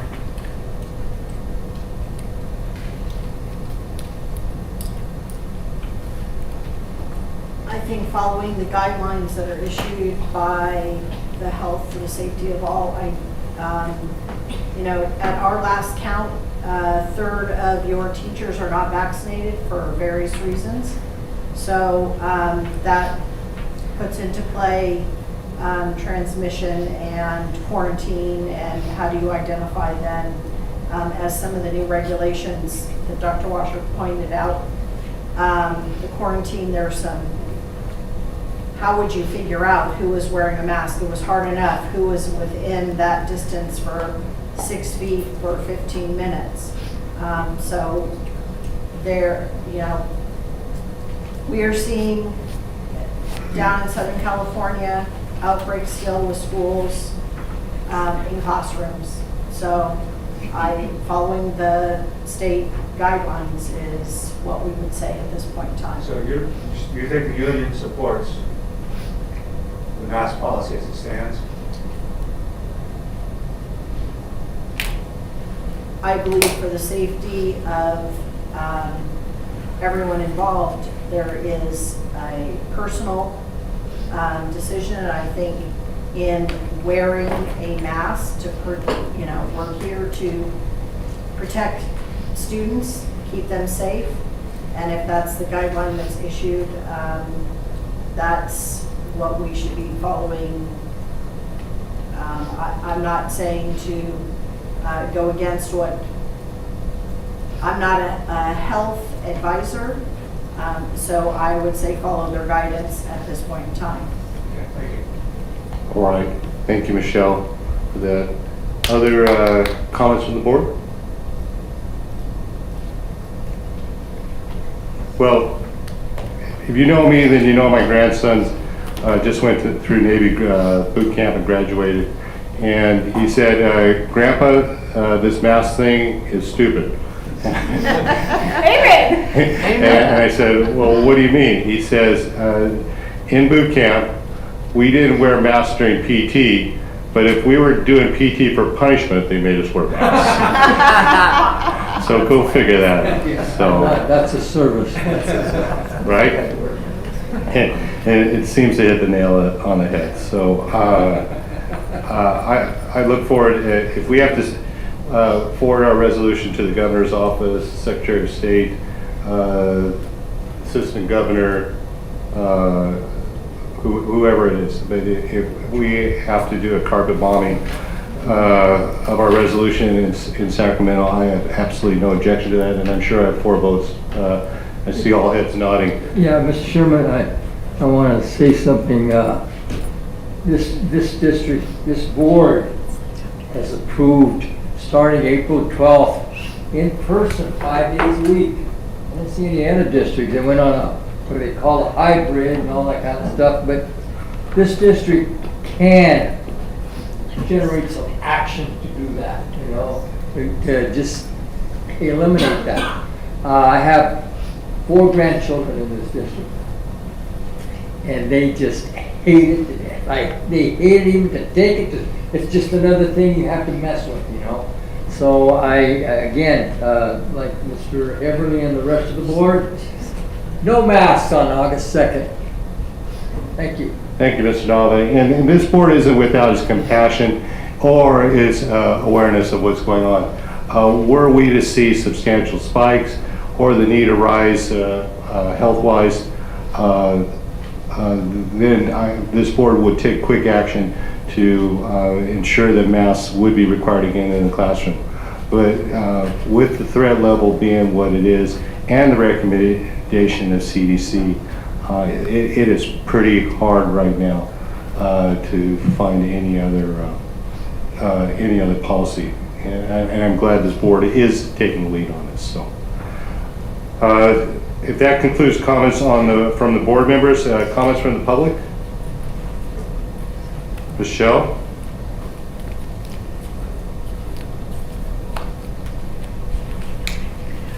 Thank you, President Freitas. A couple of questions with regards to, I believe it was the budget trailer bill first, the independent study option. I believe I read somewhere that we have an independent study model and the Digital Academy and Valley Robotics that give part of an independent study offering. Are we looking at independent study at each of the school sites? We have a policy on independent study for a short time, but with this trailer bill, is it expected that each school site will be offering independent study, if I may? No, our independent study is district-wide. Okay, with that, we would ask that the board seriously consider adding more FTE for our independent study program. For K-6 alone, their caseload numbers are way too high. And we should have more teachers teaching that independent study model. I know Digital Academy is another resource that's online. Will students be able to sign up for that if they choose? Yes. Okay. And it is capped, though. On the Digital Academy? Yes, right now I'm sorry. Sorry. I apologize. Mr. Freitas, members of the board, there is still room in the Digital Academy. The elementary grades would be capped based on FTE that the board approved when we did this, but right now there is space. Okay. So if a child chose to do the independent study option on this, would their space be held at their home site like we did at the beginning? Okay. So we just ask, I guess I'm kind of looking to Chelsea then, that be clearly communicated with families also and teachers. Also in the trailer bill, it's our understanding that there is monies, and I know that Dr. Washer prefaced that this is not inclusive, but there is an increase in funding in MTSS and recruit and retaining teachers in high needs, and for special education and recruiting those teachers and training those teachers. And again, it is one of those resources that we have within our district that everyone doesn't know about, that we offer programs for our CSEA members to go on a pathway towards being a teacher. So as we look at these other trailer bill budget, how we can use it here in this district. We'd love to see some of that one-time money for recruit and retaining teachers and special education, along with our multi-tiered intervention system. With the wraparound services, health and safety that Mr. Neely pointed out, the union fully supports bringing that to campuses to make sure that we bring down those attendance issues that keep kids from school, and would love to see those services at every site. Thank you. Thank you, Michelle. Tom? Squeaky wheel gets the grease. So I just want to make it clear that the community is not asking that masks be banned in school. We're asking that masks be optional in school. Just like being vaccinated and a third of the teachers have not been vaccinated is optional for them. So just as they have the option not to be vaccinated, okay, they have the option to wear a mask. Just like we have the option to get vaccinated and we have the option not to wear a mask. On Sunday, there were 15,000 unmasked fans at Wimbledon Center Court. Tonight, the official attendance of the All-Star game is 49,184 people. I would guess that 80% are unmasked, so I see no reason why we can't have 30 kids in a classroom that are unmasked, which, by the way, would probably only be about 15, because I'm sure 15 would decide to keep masks on. So it pains me to hear that a third of the teachers, after what we went through last year, and all the talk about, oh, we can't go back to school until we get vaccinated, that a third of the teachers are not vaccinated, it's moronic. Thank you. Thank you, Tom. Oh, by the way, the only state representative that fought for our kids to get back in school was Kevin Kiley, so vote Kevin Kiley on September 14th. Good job.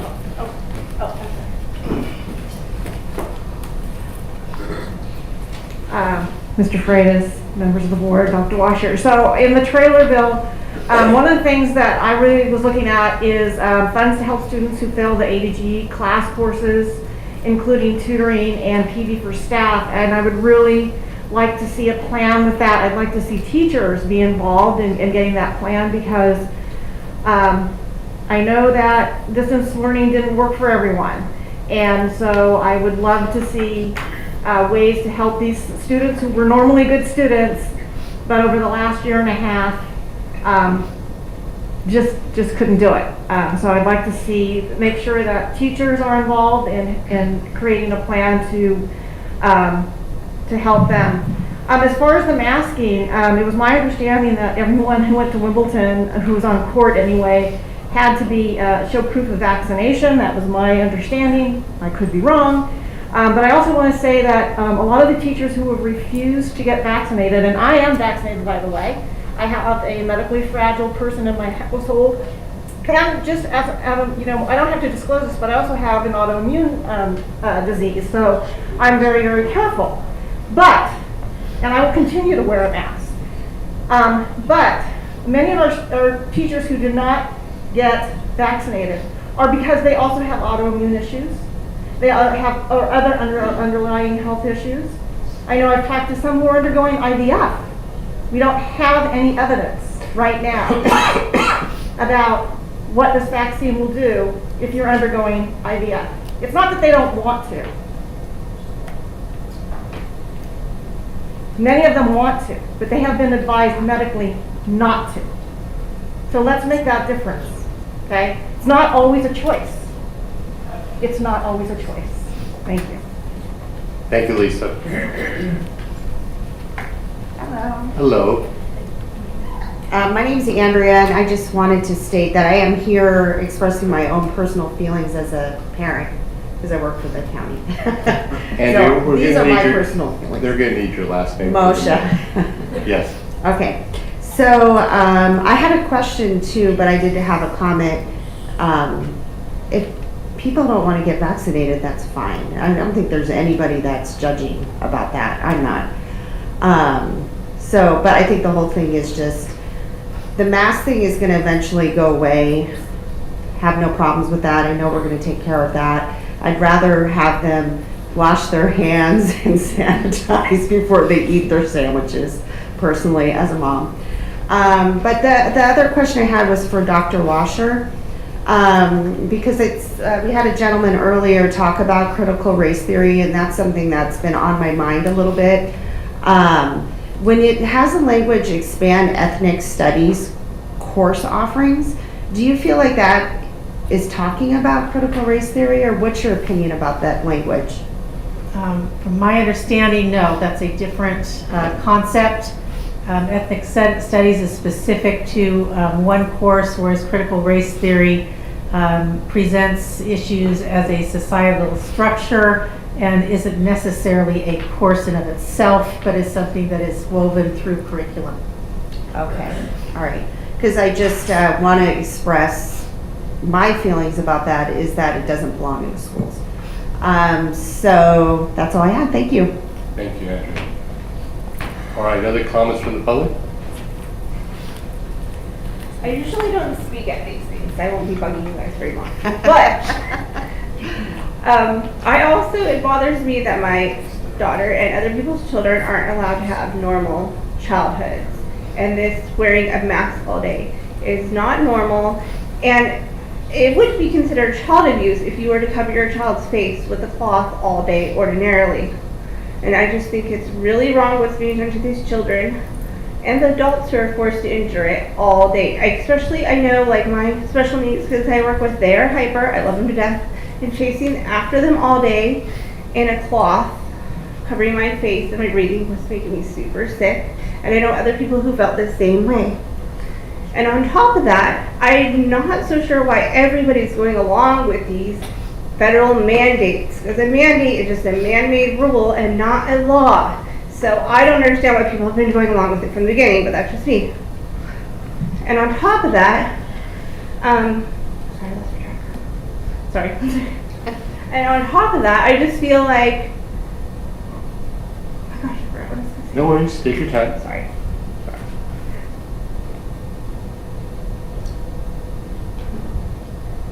I don't want my daughter growing up being screamed at to distance and not talk to her friends, and that's what she's being faced with now, and I just feel it's so wrong. And I know there's a lot of people who feel like this. And the mask that we are given, the cloth mask that most people are wearing, honestly doesn't really protect you, because you would need like an N95 fitting mask to really do any good. So you're literally wearing your same dirty mask all day, taking it on, off when you eat, getting more germs, and fiddling with it, as Dr. Fauci says, making it worse. So it's actually doing more harm. My chiropractor, Dr. Stewart, says that it is literally your breathing is decreased every second you're wearing your mask. So it's unhealthy, and slowly we are being killed by these life-saving items. So thank you. Very good. Thank you. All right. Any other comments from the public? Mr. Freitas, just a couple clarifications. If you don't mind, I apologize to our speaker. Just want to clarify, ethnic studies doesn't necessarily mean critical race theory. That doesn't mean that it can't include it. I just wanted to clarify that. Although they are two separate things, they're not mutually exclusive in all cases. So I just wanted to clarify that piece. I want to make it clear because I'm concerned that social media may be going ablaze. And so to try Why would you be concerned about that? To try to clarify and get accurate information, the board has had a conversation about the issue with masks, but the board has not made any decisions. This is not an action item. This is a report item. The board is sharing their views at this point. So I'm hopeful that that won't get misinterpreted as some sort of action that will or will not take place on August 2nd. Very good. Thank you, Dr. Washer. Further comments from the board? Mr. Porter? Just a general statement. It's my understanding, and maybe I'm wrong, there's no public school in the nation that's teaching critical race theory. that's happening right now. There's none. And a lot of this is hyped up by various individuals and media and stuff to separate us. So it's taught at the college level in some institutions, but at public schools, it's not being taught at all. And I think right now we don't need to worry about that issue. So I think we have more important things right now to deal with, like our opening of school and so forth and so on, and dealing with the mask issue and so forth and so on, and making sure that our kids are happy and going to school and learning, and then getting hung up on these sidebar issues that just have no traction at all. I just want to throw that out. Can I make one additional comment? Sure, go ahead. Okay, because I forgot about something. Because I think the mask part, going back to that, my kiddo is in going into 8th grade at Elkhorn, and her biggest contention is like, okay, you're gonna force me to wear my mask, but then there's other adults on the premises who aren't following the same rules. So I think in that case, I don't blame anybody. It is hard to wear a mask all day long. But we have to make sure that if it is going to be the rule, that everybody's following it, not just forcing the kids to follow it. So, thank you. Thank you. Thank you. So this was a report item, and no action or direction is needed from the board, but we do appreciate the information, and the staff will be taking the direction to further disseminate our resolution in Sacramento and maybe beyond in Dr. Park's office and maybe the board of supervisors, whatever it takes. So. Okay, certainly. And I believe we're due for a county 2x2 meeting. Very overdue for that, so maybe we could set that up.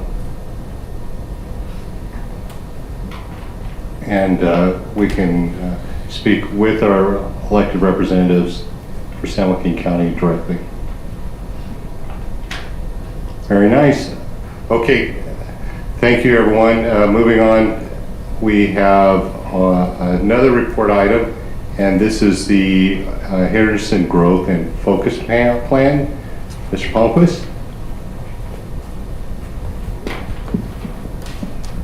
Thank you, President Freitas, members of the board, and Dr. Washer. This is a different item, but a similar topic to what we discussed related to CTE. As the board knows, for some time we have ongoing conversations about Henderson, what it is, what it can be, what it was.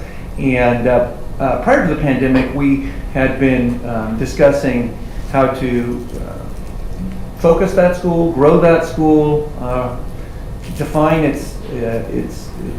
redefine its purpose, and we had some ideas, and of course the pandemic being what it is, we talked about those things, but we weren't at a spot where we were necessarily ready to move forward with them. And so what we'd like to do tonight is present some ideas, some concepts, get your feedback to determine whether or not we should move forward in developing this idea.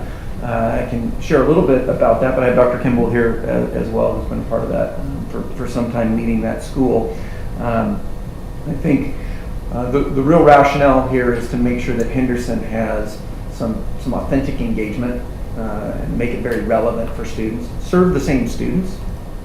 Make sure that there is intervention and support services for those students, but really provide a real world skill set and opportunity for those students. One thing that's come to my attention, even as we've had some of these conversations, is this is one of the components that actually is lacking in our otherwise incredibly robust CTE program. We're lacking some pre-CTE and some exploration. Those of you who've been with the district for a long time will know that used to be a component. A long time ago, there were modules, especially at middle school, where there was a lot more career exploration. And so we think that there's an opportunity for a more modern version of that in the CTE world. And so what we'd like the board to consider and offer some feedback on is reimagining Henderson as a pre-CTE focus.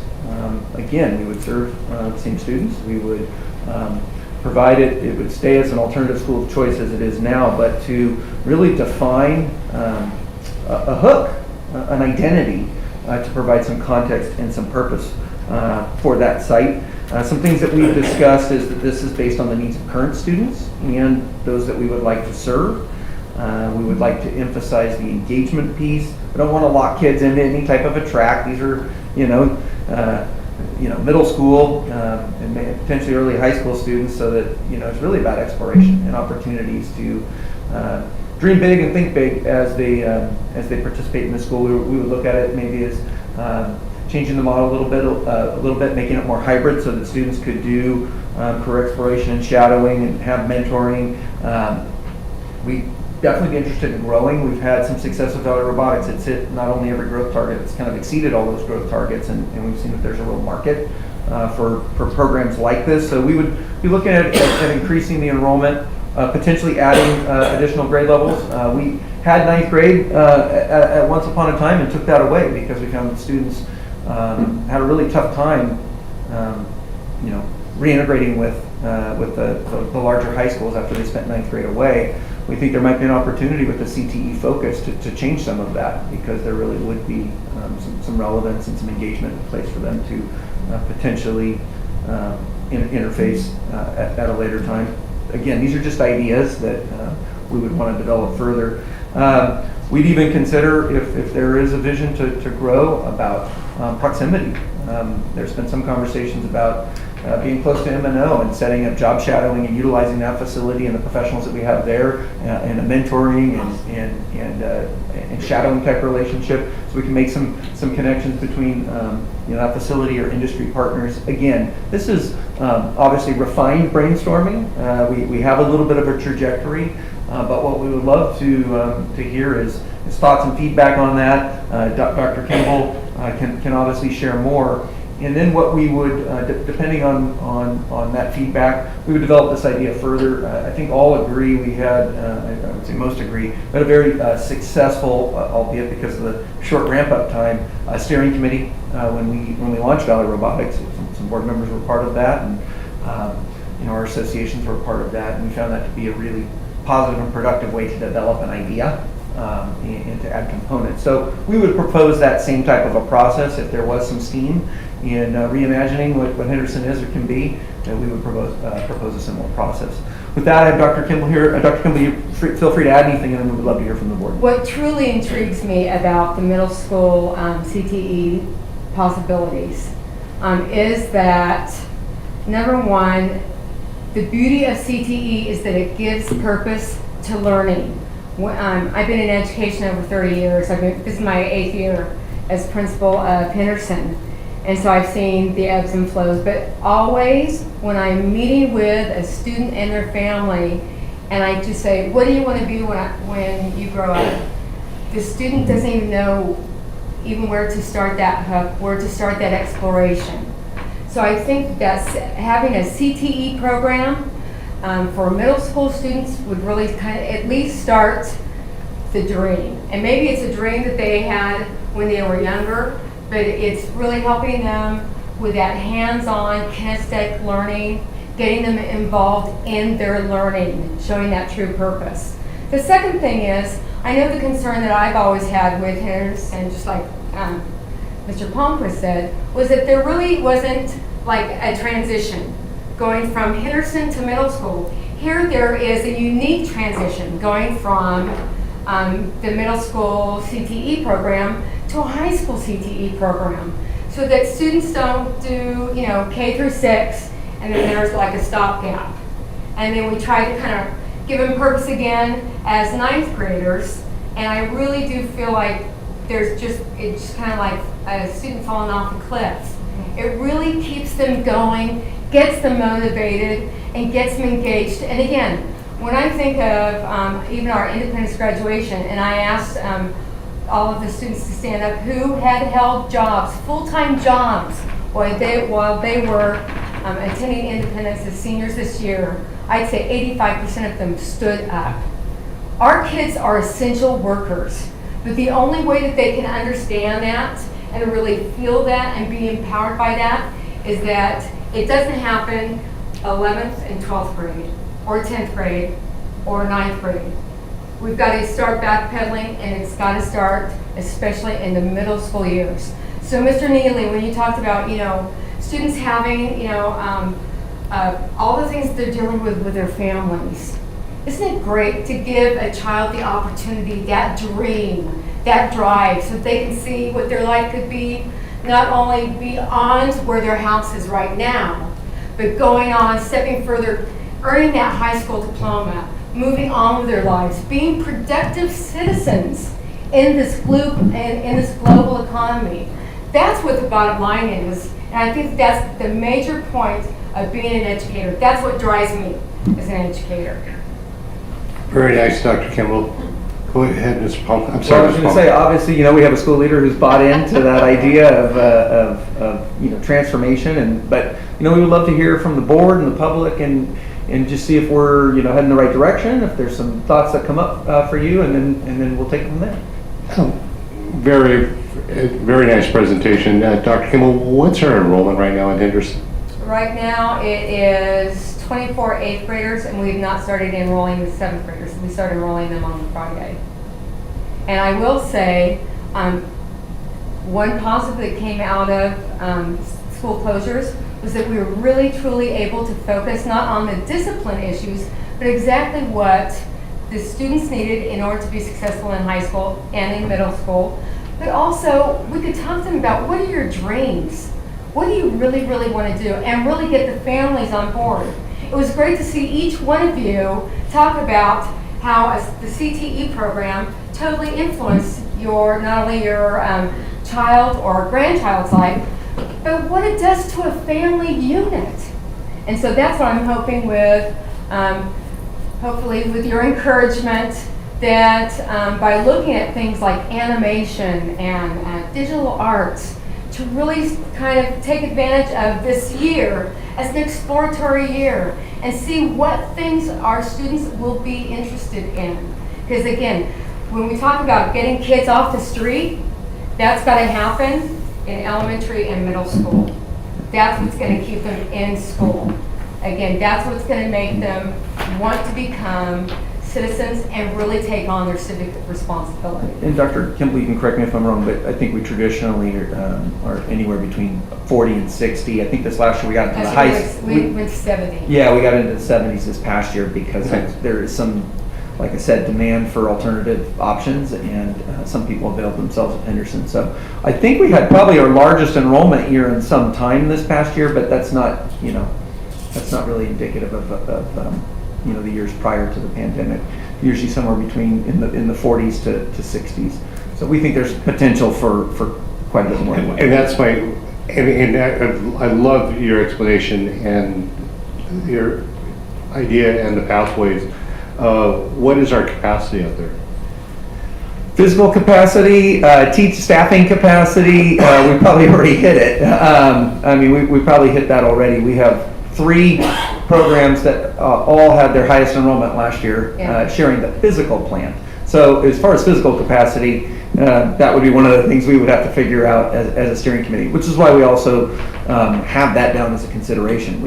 We're going to need to think about, for a variety of other reasons, each of those programs has been very successful in attracting students. Go figure. People have been wanting choices, and we were in an environment where alternative options were desirable. But we don't see demand for these programs really waning. We think that this is what our community's been telling us. This is what the board's, vision the board set out for some time to provide options for students. So physical capacity, we probably already passed it for the 3 programs that are out there. So really that would be one of the things we would need to address. What does facilities look like? What is our committee, just like we did for Valley Robotics, would develop enrollment projections. We would workshop different ideas to add components, but really it's more the, I'd say the bones of an idea here that we would want to really flesh out, but we would need to address, we already are going to have to address that problem, so this would be something that we would address as we develop an idea. So the time frame we would be talking about would not be ready to go next year. How big do we want to dream? I don't think we would limit ourselves to saying it couldn't be done. I think Mr. Khan, if he's listening right now, if it required a lot of business services or, portables or facilities things, I won't put words in his mouth, but I would say, we don't need to limit ourselves. I mean, I think we could, if there was steam for this idea, which I believe there could be, I don't think it's unrealistic to say next fall is a possibility. I'm always the optimist, but also the realist, and that may be too ambitious, but I would say we would be open to that if the board's open to that. And I think we've also had other times discussions. Did it ever come up as one of the possibilities of expanding or working under the Liberty model? Because I think Liberty now is just juniors and seniors. Is that correct? And yes, the continuation we model could is that. so we're work in that model and complement that program. As far as you mean, like adding continuation services or programs? No, we haven't really. I mean, independent study sort of fills that niche as an alternative to our traditional continuation, if that makes sense. So I think our juniors and seniors probably have those options through those 3 programs. We have looked at, we've offering dual enrollment and other types of things to our continuation school students. Yes, they do, take advantage of CT type programs as well, and we're working with the principals to bring those programs in. But this would be more focused towards the middle school. Very good. And where I'm at is that, there is a thinking that the students that attend Henderson, have problems and they're not going to be successful. I mean, I look at students as each child as an potential student. So this totally takes that framework, that moves it over to the side, and then you really see that positivity. So the student really wants to go to that school. Again, that's where the engagement happens. And that's where the true learning happens. Very good. Okay. Mr. Chairman. Those are the questions I had. Comments from the board, Mr. Nava? Yes. This executive summary is exactly what I like to see. You got a lot of things in there. I like the facility location consideration of proximity to M&O. There's a lot of things happening at M&O. My gosh, the shadow, whoa. I mean, we should turn M&O into a CT school, For that matter, if you visit that place, you will understand what I'm talking about. Secondly, Dr. Kimball, you're positive. You remind me of myself. When I first started teaching, and I'm going to just make this point, it says, I started at Edison High School, and your father was teaching there at that school at the time, so I know him very well. I knew him very well, thank you. But again, the positive things. Now, the staff, the FTEs, the staff has to have a buy-in to this. It's good to come from a leader, and I've been in coaching and so forth, but you got to sell that to your staff. In other words, your assistants and everything, and everything is sold there. Those people become more positive, and they will contribute tremendously. Even if there's marginal students in there that can have it, because there's a good in every student. Mm-hmm. I know there is, because I've been through that for so many times, and we've made changes, and we made a 360 on some of them. And you can do the same thing at this particular section, okay? That's my spill on that. I hope that this can come through, and I think we got a good problem. We need facility, we need park. We got to get down that guy down there that's got the money, and let's get some stuff in there. Thank you. Thank you, Mr. Nava. Other comments from the board? Mr. Connexid? Actually, I had some concerns, but you guys have been able to answer all of them. So I'm just going to say, I think it's a really innovative idea and a needed service in our district for our kids. So let's do it. Thank you, Mr. Connexid. Mr. Porter? Yes. Been a while. How are you doing? How are you doing, Courtney? I'm doing good. I love your passion. I like to be around people that have passion, and you still carry it to this day, which I think is amazing. You have my support. Start today. I'll do whatever I can to make sure you get everything you need. as one board member. And I know that good things will happen because you have your heart in the right place. That's seeing kids to be successful. So kudos to you. I'm glad things are well with you. And you're still carrying that torch for kids to succeed. And it's wonderful to hear tonight. And it's good to see you. Thank you. Thank you, Mr. Porter. Other comments from the board, Mr. Neely? Thank you, Mr. Freitas. Great presentation, Dominic. Love the passion. That's great. I wish I could get some. Anyway, you know, as a sixth grade teacher at Creekside, I sent some of my kids to Henderson. And back then it was a little bit different. That was about 12 years ago, I guess it was. And there was a 7th, 8th, and 9th at that time. And we sent kids there to Henderson that were not discipline problems. That had to be one of the big issues, that they were not discipline problems, but they were behind academically. And they went there to get increased training. And I remember they come back and they'd see me in the classroom, big smiles on their face, and they loved it there. They got that extra attention that they needed. And some were able to move on, get back into the regular high school. So there is a place for that school. Now, let's talk about some of the things here. First of all, that is a fantastic location.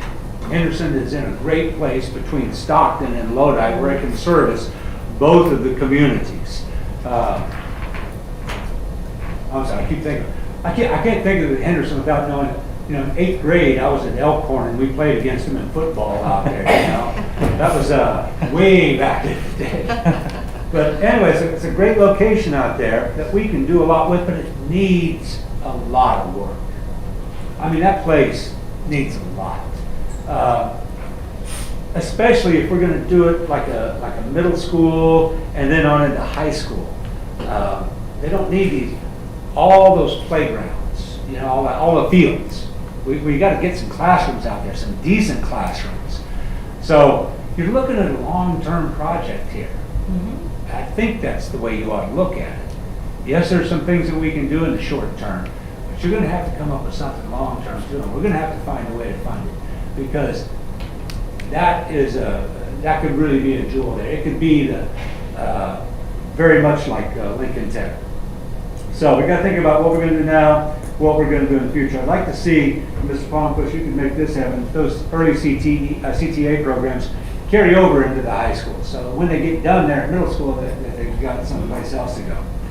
Now I'm going to talk about the big one. We've been talking about this for a number of years. Yes, our continuation high schools are only 11 and 12. Why? That's the state mandate. The state says you can't do that until they're in 11th and 12th grade. Or maybe it says time or something. But anyway, so our kids can then have to be pushed through our regular high schools and just be failing and then go on to Liberty or Paso Robles and not have any credits at all. We need, there's a gap there. We need a 9-10 continuation type high school. We can't call it continuation because of state law. We can call it something else. And that's where we need to take those kids and get them excited about school. Some of them, get them out of the areas that they're with those kids that they're having problems with. We can move them there. We can do something with them. That's where I can see Henderson really fitting in. So I'd like you to take a look at that. Mr. Nava, you and I have talked about this for a bunch of years. Yes, sir. And this is where it might be able to happen. So those are the things that you guys have got a big job ahead of you on this. Isn't it great though? Yeah, it is. That's what it's all about. That's what it's all about, because you can really make a difference with this. Okay. So I'd like to see future updates on this. I don't want to see this set off on the side. I like the idea of forming the committee and doing all that kind of thing. Let's get it going. Let's hear back from you. Okay?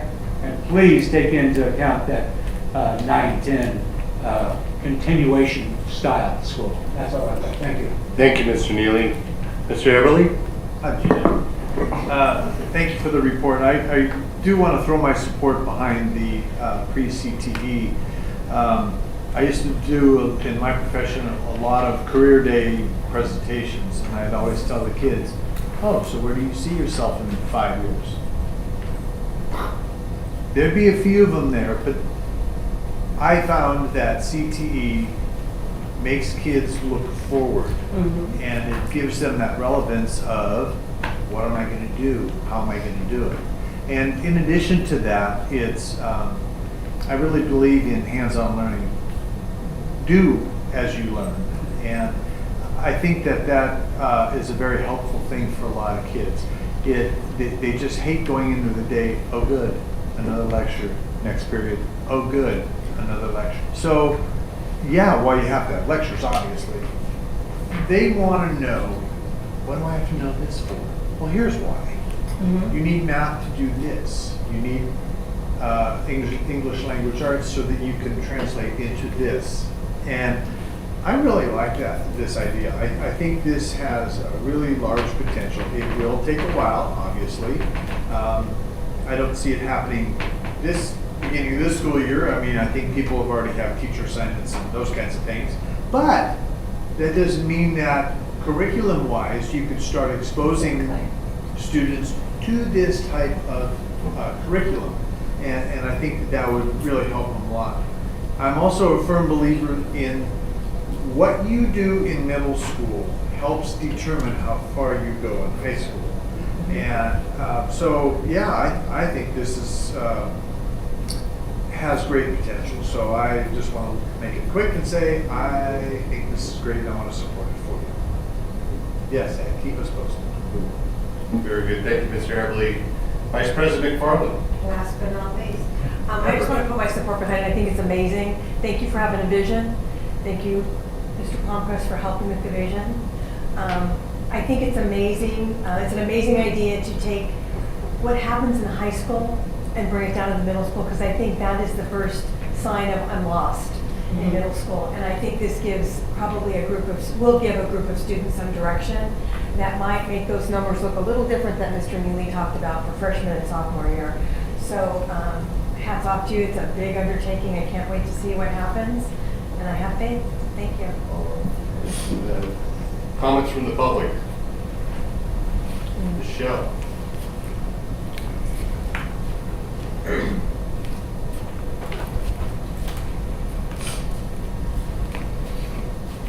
Thank you, President Freitas.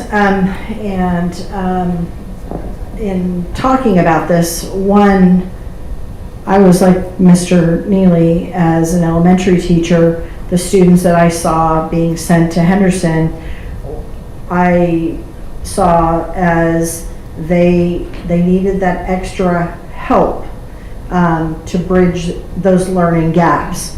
And then it morphed into something else that had more to do with behavior and structures that they needed. This is exciting. I mean, I think back to Senior L and those CTE early courses that we had and that were hooks that got us excited about, some students excited about wood shop, some about mechanics, some about cooking, some about sewing. Now, my mother was a seamstress, so I didn't do well in Miss Lane's class, so I found that was not my niche, though, at an early age. Not that I did not. That's important, too. That is. And to find something that incentivizes, excites, gives passion to a student to further their education. Like Mr. Porter said, with the CTE courses with his son, that gave him motivation and an idea about something. With Julie Jensen in the room here tonight, I think a perfect opportunity to talk about bringing those CTE programs all the way down to the junior high level. What a great opportunity this would be. I endorse forming a steering committee. We've done a fast track before, but really fleshing out those ideas and having everybody kind of talk about things, but on a quicker scale, I think is doable. I don't know timeframe what really anybody had in mind. You know, there's logistically, you know, FTEs to think about and who would be doing that. Site plan, I'm trying to think where, in talking about facilities currently at Henderson, Independence, Valley Robotics, but I think this gives an opportunity to a group of students that may want an advantage going forward, that they see this as, I want some experience in this, I want to dabble in this. And if that gets them to the next step of a career, we should be doing it. Thank you. Thank you, Michelle. Andrea? Thank you. Now I'm going to be representing my job because I'm workforce development. So I manage that. And I wish this topic had been first because this is something really exciting and much needed.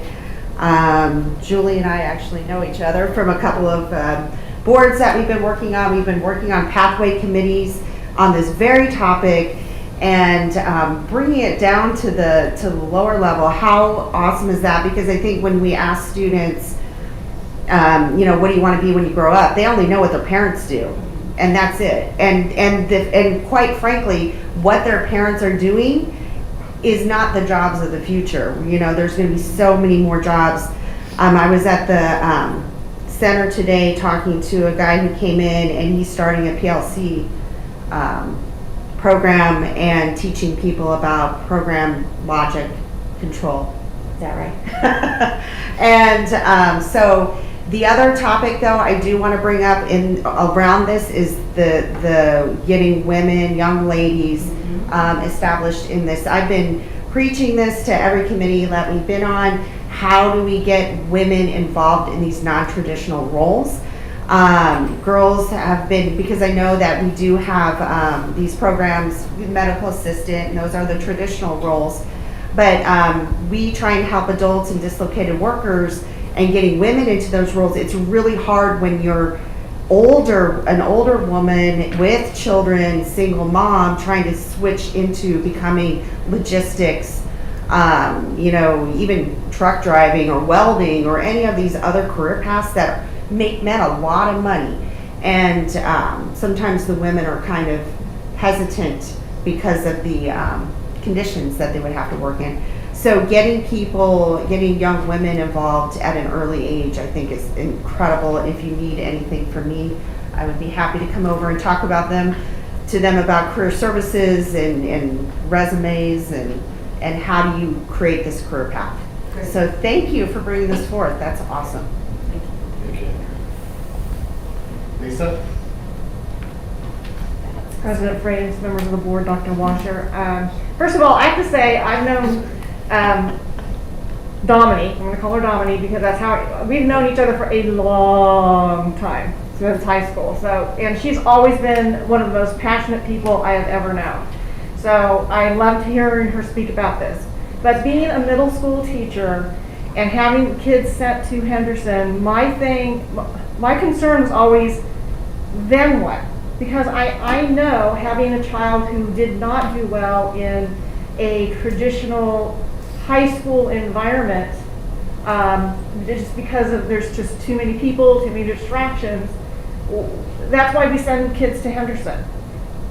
So then what? We can't just dump them into the traditional high school. A lot of them end up going to Venture Academy or some other small school. So I really love this idea that now they have more direction.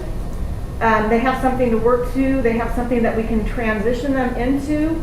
CTE here, CTE into high school. I've always said that one of the saddest things that has ever happened in middle school is the loss of things like cooking and wood shop and those sorts of things, those hands-on types of activities in middle school. And it's really sad that they're not there anymore, because I know that I was one of those rebels who took wood shop in middle school, and Like all the male teachers looked at me funny and stuff like that. But my brothers loved it because when they were building their stuff, I had small hands and I could do all their soldering work. So, you know, we need to get back into it for, you know, both the boys and the girls going there. Give them a hook to stay in school and to give them a track and get the families involved. And that's the only way we're going to keep these kids in school and in our district. This is a good type of thing to keep kids here in our district. So I love this idea, and it's great. And with Dominique leading the charge, it will be great. If I can help you, let me know. I would love to be a part of that. That's awesome. Thank you, Lisa. Mr. Freitas, members of the board, I'm going to bring up a couple things that can't be ignored with this type of effort. One, which has already been mentioned, is facilities. There are 3 very strong and growing programs out there on that one site, and we have to do something to address that issue. And I know that the committee will bring you some options. The other is, Dr. Kimball will never say this, but we have placed on her unrealistic expectations with the amount of programs and services she is expected to implement. She has graciously taken on much of the Digital Academy in a time when it's most difficult to get it started, in addition to Independent School and Henderson. As you have acknowledged, this is a huge effort. It's going to require a lot of attention and a lot of care, and we greatly appreciate Dr. Kimball's expertise and passion, and do not want her to be distracted so that she cannot focus on something like this. Bottom line, she needs help. And, you know, in some way we need to be able to provide support so that those other services continue and that this can flourish as well.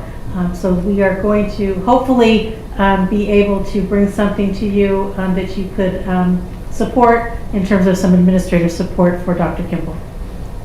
Very good. Thank you, Dr. Washer, for those comments. Ms. Palmquist? I was going to say, I think, you know, appreciated the comments. I think we've got a lot to go on. I can tell you, we'll get to work. I mean, we'll get to work and we'll bring the right people together and get you something back quite soon. Very good. Well, this is a report item, and it sounds like the board is very excited about this, and we cannot wait to see what your solutions look like. Thank you, Dr. Kimball. Thank you, Ms. Palmquist. Thank you, Dr. Washer. We appreciate your support. Thank you. And we appreciate you. Okay. All right.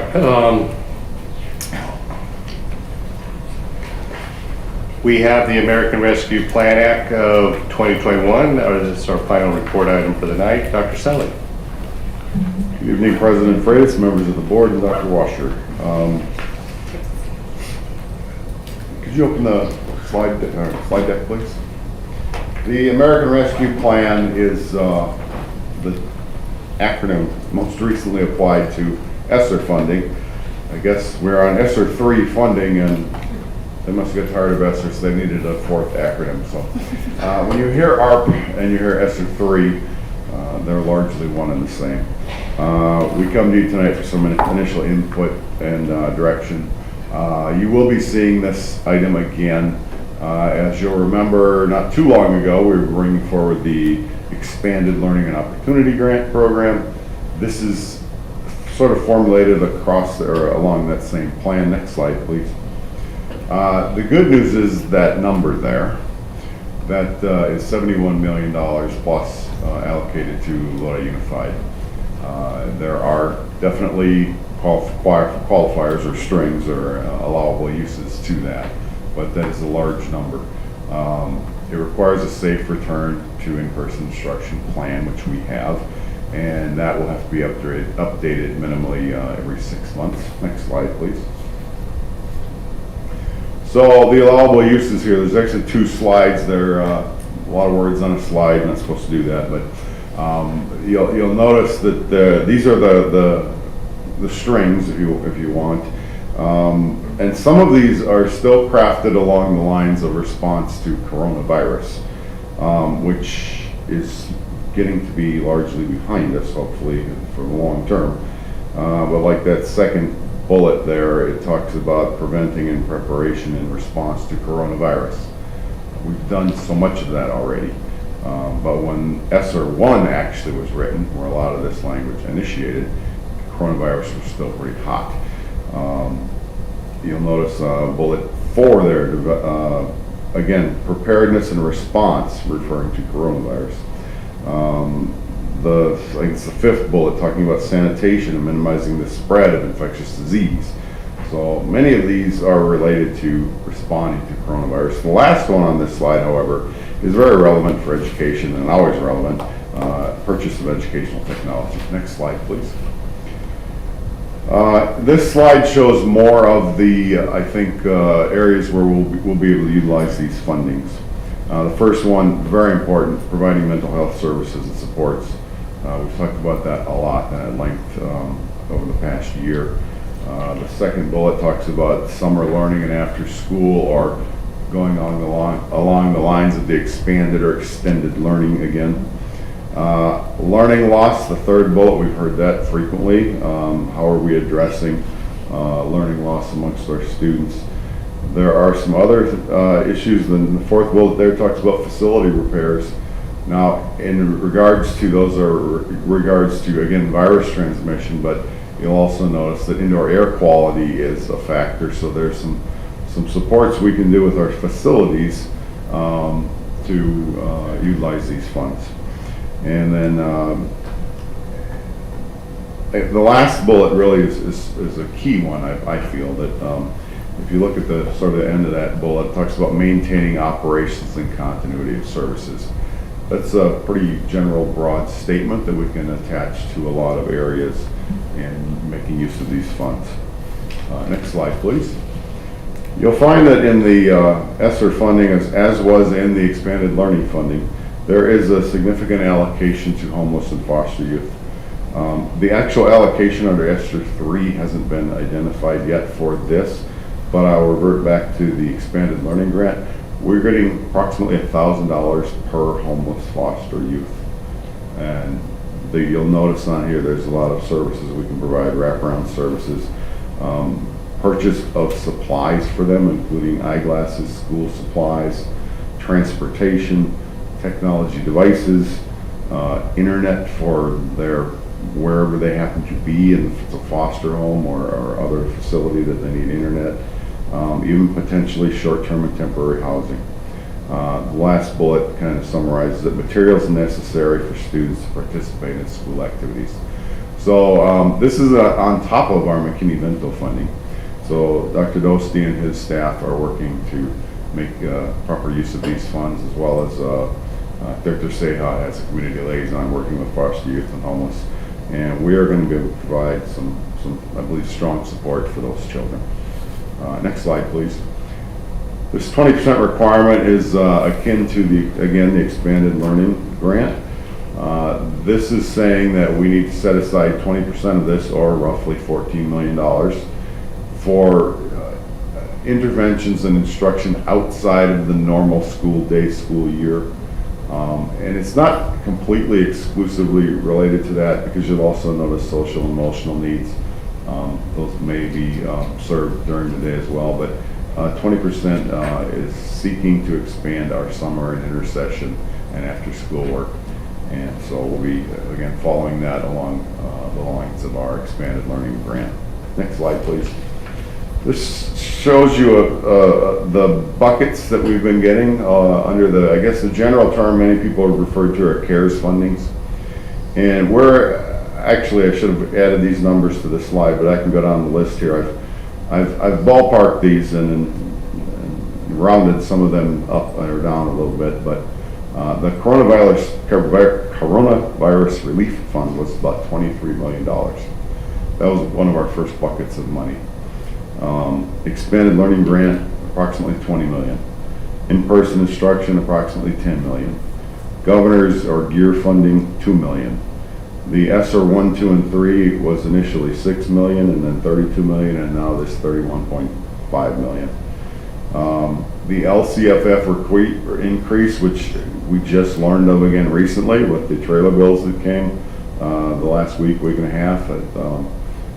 Dr. Washer alluded to earlier that we're still uncovering and reading through the fine print to see how all that's going to impact on what we do. So you add all those up, we're well in excess of $130 million. The thing I did hear recently on a webinar from the CDE is that LCFF increase, the CDE is recommending that be allocated to new staffing. They didn't specify which staffing, and I don't believe that's a requirement. I believe that was a recommendation. But this relates back to a couple conversations we've had a few months ago.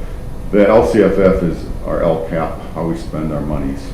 So, and as we talked about a few months ago, when we come to you in May and June, it's sort of, we got to get it approved at that point. Now is when we need to start talking about how we're going to utilize that extra.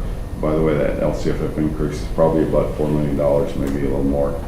How we're going to spend that, and if we are going to use it based upon the CD's recommendations or other funding. The LCFF is the board's budget, so you determine how that's to be spent. But the trailer bills, again, we're still reading through the AB 104 and 130 to see how that will impact what we do with this. Yeah, next slide, please. So use of funds. We talked at our last meeting at the study session at the end of June about initiating site-based student achievement plans and utilizing funds for sites to do on a very local level what's best for their students. The mini grants we've talked about, I can report that we have 18 requests for funds. I wish we had 118.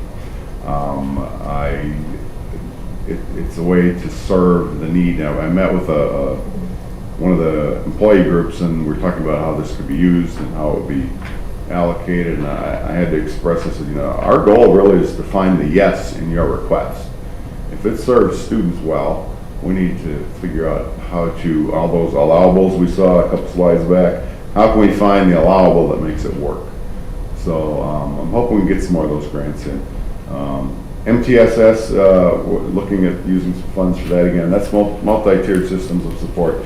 It's a way to help students in what are the 3 tiers, your basic classroom instruction, your interventions, and then your outside of classroom supports, and as well as social, emotional, and academic supports.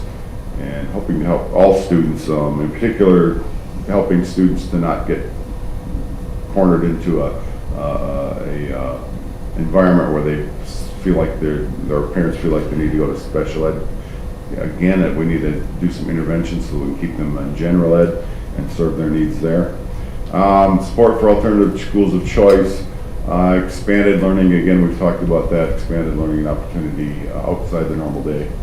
The last bullet there, to implement the above, actually it's not a bullet, immediate operational support is needed to address the acquisition, implementation, maintenance of efforts, and continuity of services. If you were to go back a few slides, that was the last bullet under the allowable services, or allowable expenses, that acquisition, implementation, maintenance of efforts. We feel we need some support in this area in terms of staffing. Just as a point of reference, our categorical funds each year are ballpark $12, $13 million. That's Title 1, 2, 3, 4. Dr. Seha and his office manage and maintain a lot of that efforts. He has 2 support staff with him. They do as other activities as well, school plans and such. But that's for a fraction of this $130 million. So we are suggesting we need some additional support in terms of classified help. The amount of purchase requisitions and purchase orders that have come through in the past year has just gone through the roof. The number of timesheets that have been submitted and processed through payroll and signed by Dr. Seha and myself and Jennifer Tillett and others is just gone through the roof. So we feel that we need some support in those areas in terms of like an account technician, a purchasing staff, or possibly an accounting staff member. And then to help oversee and coordinate that, a program coordinator position.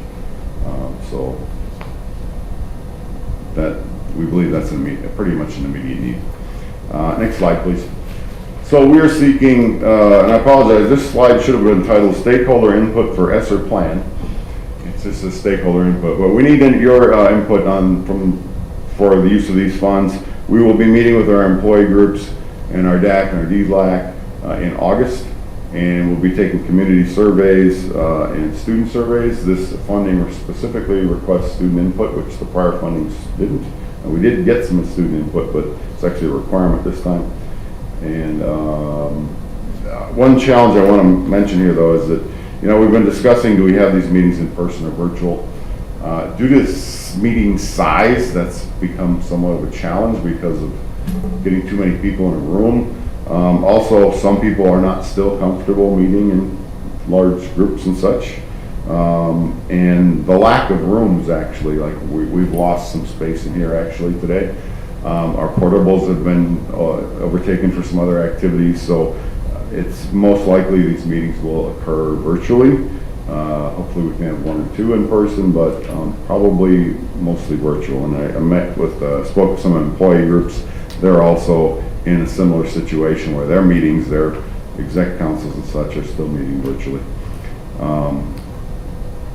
So those will occur. Next slide, please, shows the timeline for all this. Initial board notification tonight. Stakeholder meetings will occur in August, along with surveys. And we will bring to you the information we've received from our community in September, and then a second time in September to get to the board, or to get to the county by the end of September for approval. We do have to submit a plan this time for ESSER 3, and it's again similar to the ELO grant that you will recall we wrote vaguely. We have to be a little more specific and scripted this time, but we can still budget really the changes they're asking in this plan, how we're budgeting it. The good thing, I feel, one of the probably best things is it's the last line on there. We have 3 years to utilize these funds. The prior CARES funds were hurry up and use it. This gives us some breathing room to make good use of these funds and to spread it out over 3 years. And as we talked about before, if staffing is brought forward with these funds, it's for a longer term. And the challenge is whenever we bring on staffing, if that funding ends, what happens to the staffing? Well, we will have a 3-year window to look ahead, and there's always natural attrition, but we can also try to, in that process of those 3 years, seek additional paths to fund those services if we feel that they need to continue. So next slide.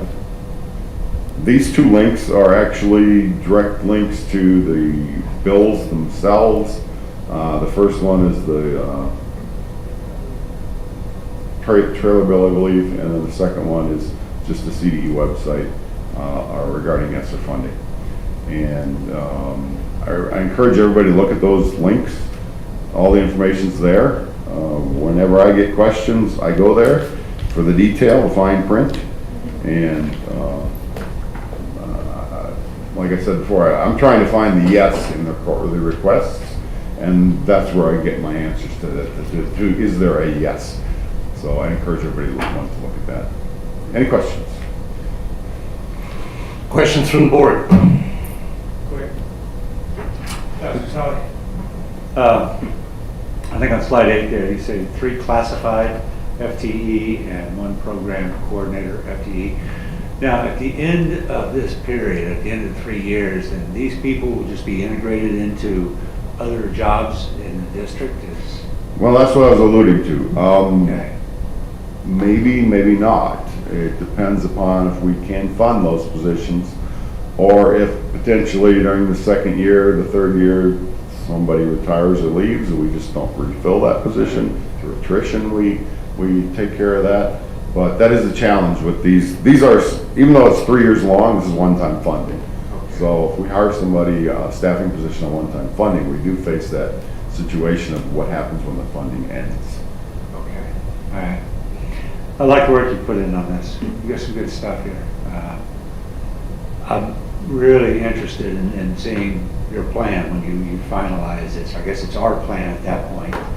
And it's never been my experience while I've been here that when we've tried to get stakeholder input, that we had any problem at all in fitting them all in one room any larger than this right here. We have never gotten much success in getting that. Chelsea, you might want to think about that as part of your communications plan, as well as the back communication, two-way communication. If we could come up with a better way of doing that, that would be great. Because now we're short on time, and it's going to be tough to get all the stakeholder input. Got a lot of work to do. I look forward to seeing what you come up with. Thank you. Other comments from the board? Yes, Mr. Freitas, thank you. Mr. Sally, I don't like to be a virtual thing anymore. You know, that's the thing of the past, especially when you have your timeline on your stakeholders here, and you mentioned about the space. This is not the meeting of the place. You have schools in North Stockton and places over there where you can have some rooms. And some of the meetings that I've gone to, you don't need the big room because very few stakeholders attend. Other ones will write questions and so forth and then have input on surveys. But the stakeholders, I wish that we could have some type of magic. And I think one time Mr. Porter said, I think I can get all those people out, talk to me about it, and I want to know what he's going to do about that. Because I think it's very important that those stakeholders appear on this and have the input on it. That's all I have to say. Thank you. Thank you, Mr. Noah. Other comments from the board? You sure? You got tire marks on your back. That's what you got. You got dualies. Comments from the public?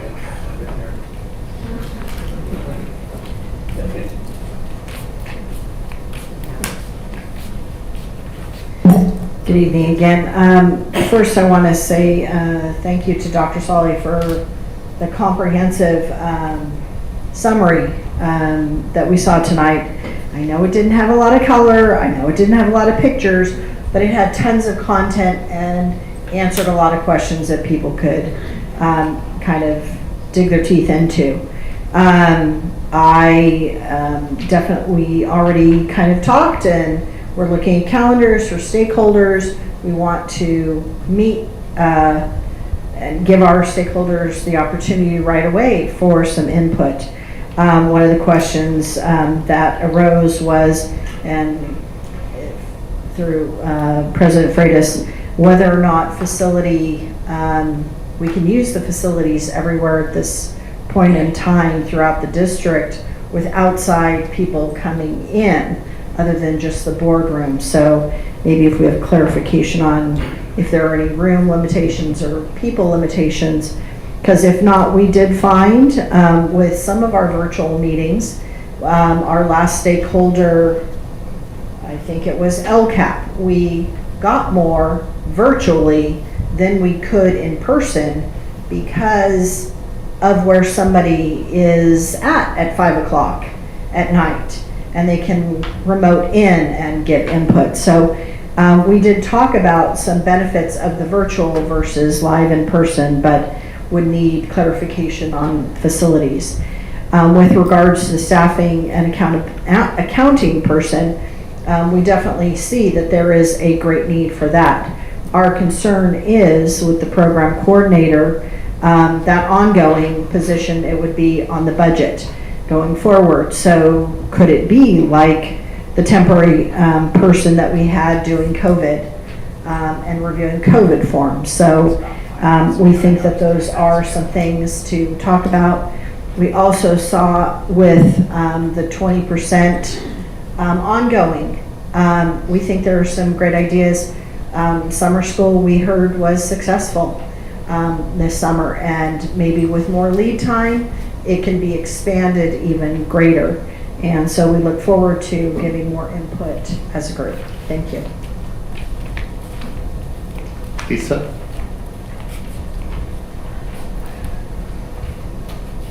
Yeah, you're getting sick of me.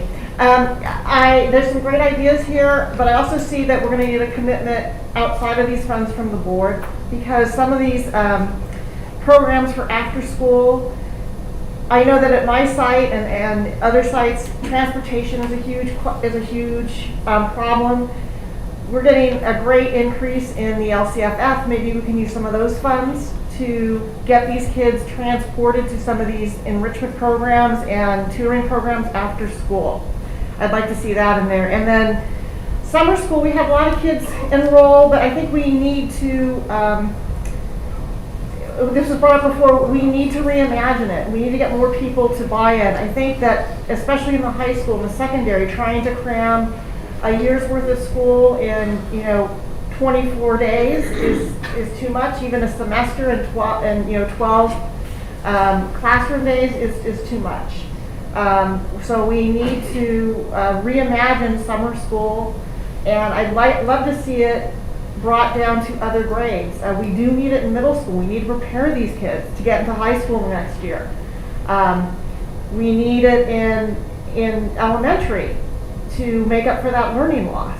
So I would love to see a big expansion. I'm dying to see what the community and other groups say, but I do think that for part of this, we're not going to have to be, we just can't rely 100% on these funds. We're going to need some funds from other areas so that we can, fulfill the promise of these funds, and especially around transportation. Thank you. Thank you, Lisa. Super quick. I don't understand why the meetings have to be mutually exclusive. Why can't they be in person for people that want to come in person and virtual for people that are virtual? I mean, it shows by the attendance that it's hard for some people to get here. I'm here because I walk the walk and I talk the talk. So 2 meetings ago, I said we need more parent involvement, and there's no better way to get more parent involvement than to eliminate barriers of in-person or virtual. So I suggest you do both for all the stakeholders. Very nice. Thank you, Tom. Including these meetings. There was a name for that. It came up. Yeah, I don't use that word anymore. Any other comments? All right. Thank you, Dr. Sully, for the presentation. I see on our timeline we'll be hearing from you in a couple months, and we look forward to more good news. September. No, stakeholders are in August and board in September. Right? That's 2. Yes, very, very, very nice. Comments from employee groups. Michelle?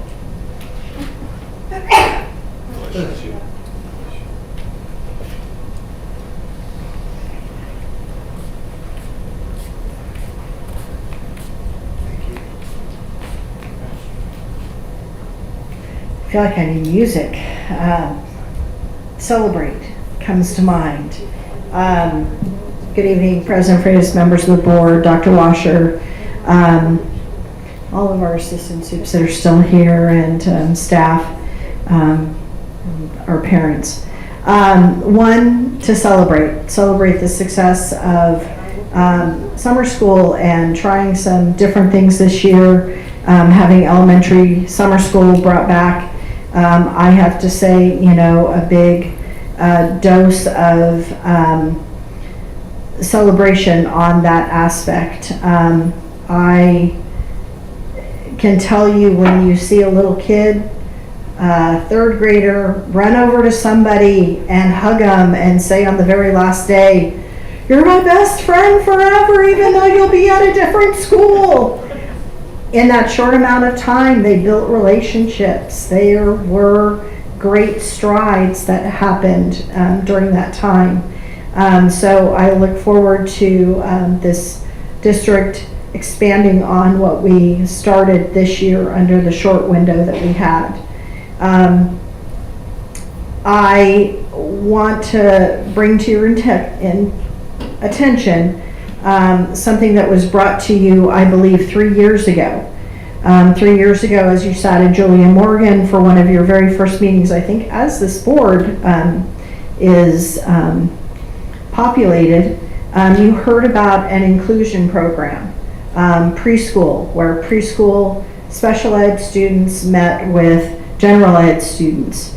And we have an exemplary model of that. And you heard from parents about this great model and how we needed to replicate it. You filed for grants. You were awarded money to expand that program. Currently, we are hearing that state preschool enrollment is down. However, the state preschool students that are being enrolled, they're finding more and more needs of students in those preschool programs who are identified with special needs and needing special services. So as we go forward, there is a proposed change in our inclusion model. And I just want to bring to your attention that we only have this one inclusion model. We have this inclusion teacher that's been doing this program for many years in our district, is intending on retiring soon. So I hope that we really help to facilitate and use the expertise of that person in maybe coaching and expanding our inclusion model for preschool. As you've heard from the governor, bringing more preschool students on campus in the future, but that inclusion model is so amazing. So what can we do? We need to have that teacher coaching other teachers how to do that. Unlike the program that we saw go by the wayside, the LOC program at Sutherland, let us not lose that gem that we have that supports students. But I need you to know that there are concerns with how that program is being developed and stretching a teacher who is into working an 8-hour day at 2 different sites. So I would ask that you I'd be happy to meet and discuss further, but I hope that you are asking the questions and getting the information on that model, especially with the grant having been established the year before last and expanding the program. And I hope that we expand the program and don't drive out more teachers away from the model, the exemplary model that we have in the county. Thank you for the time tonight and the opportunity. One last thing, I want to circle back to Dr. Sully's presentation. Reminded me of the questions of filling stations, the continual need of custodians on campus, and hand washing stations and supplies as we start out this school year. So hope that everything doesn't fall by the wayside, but we use that money to keep up those great resources that kept kids a little bit healthier on campus.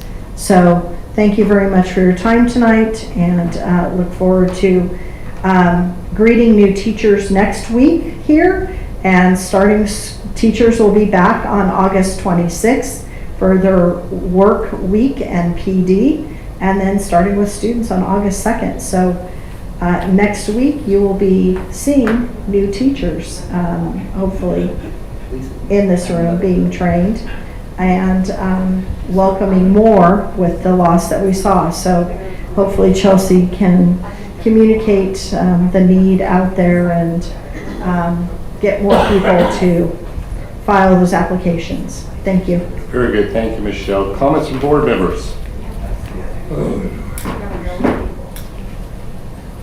Mr. Abram? No. Well, I'm very happy that all of you have your fingers and toes after that 4th of July, because that one was one of the craziest ones on record. So glad everyone is safe. We will be back in school at our next meeting. Dr. Washer, you have any further comments? Mr. Freitas, I do quickly.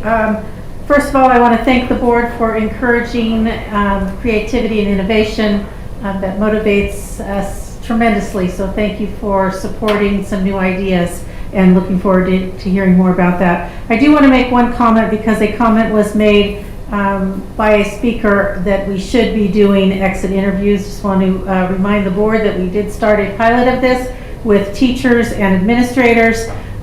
Everyone gets a survey to fill out, and on that survey that they can indicate if they're willing and interested to do an in-person interview.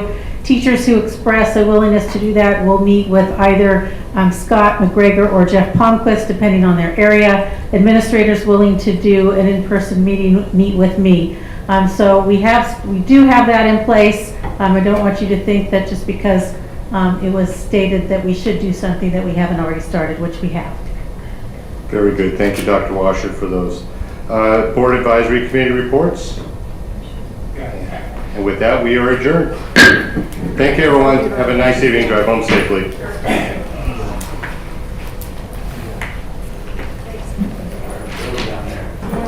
Oh, cool.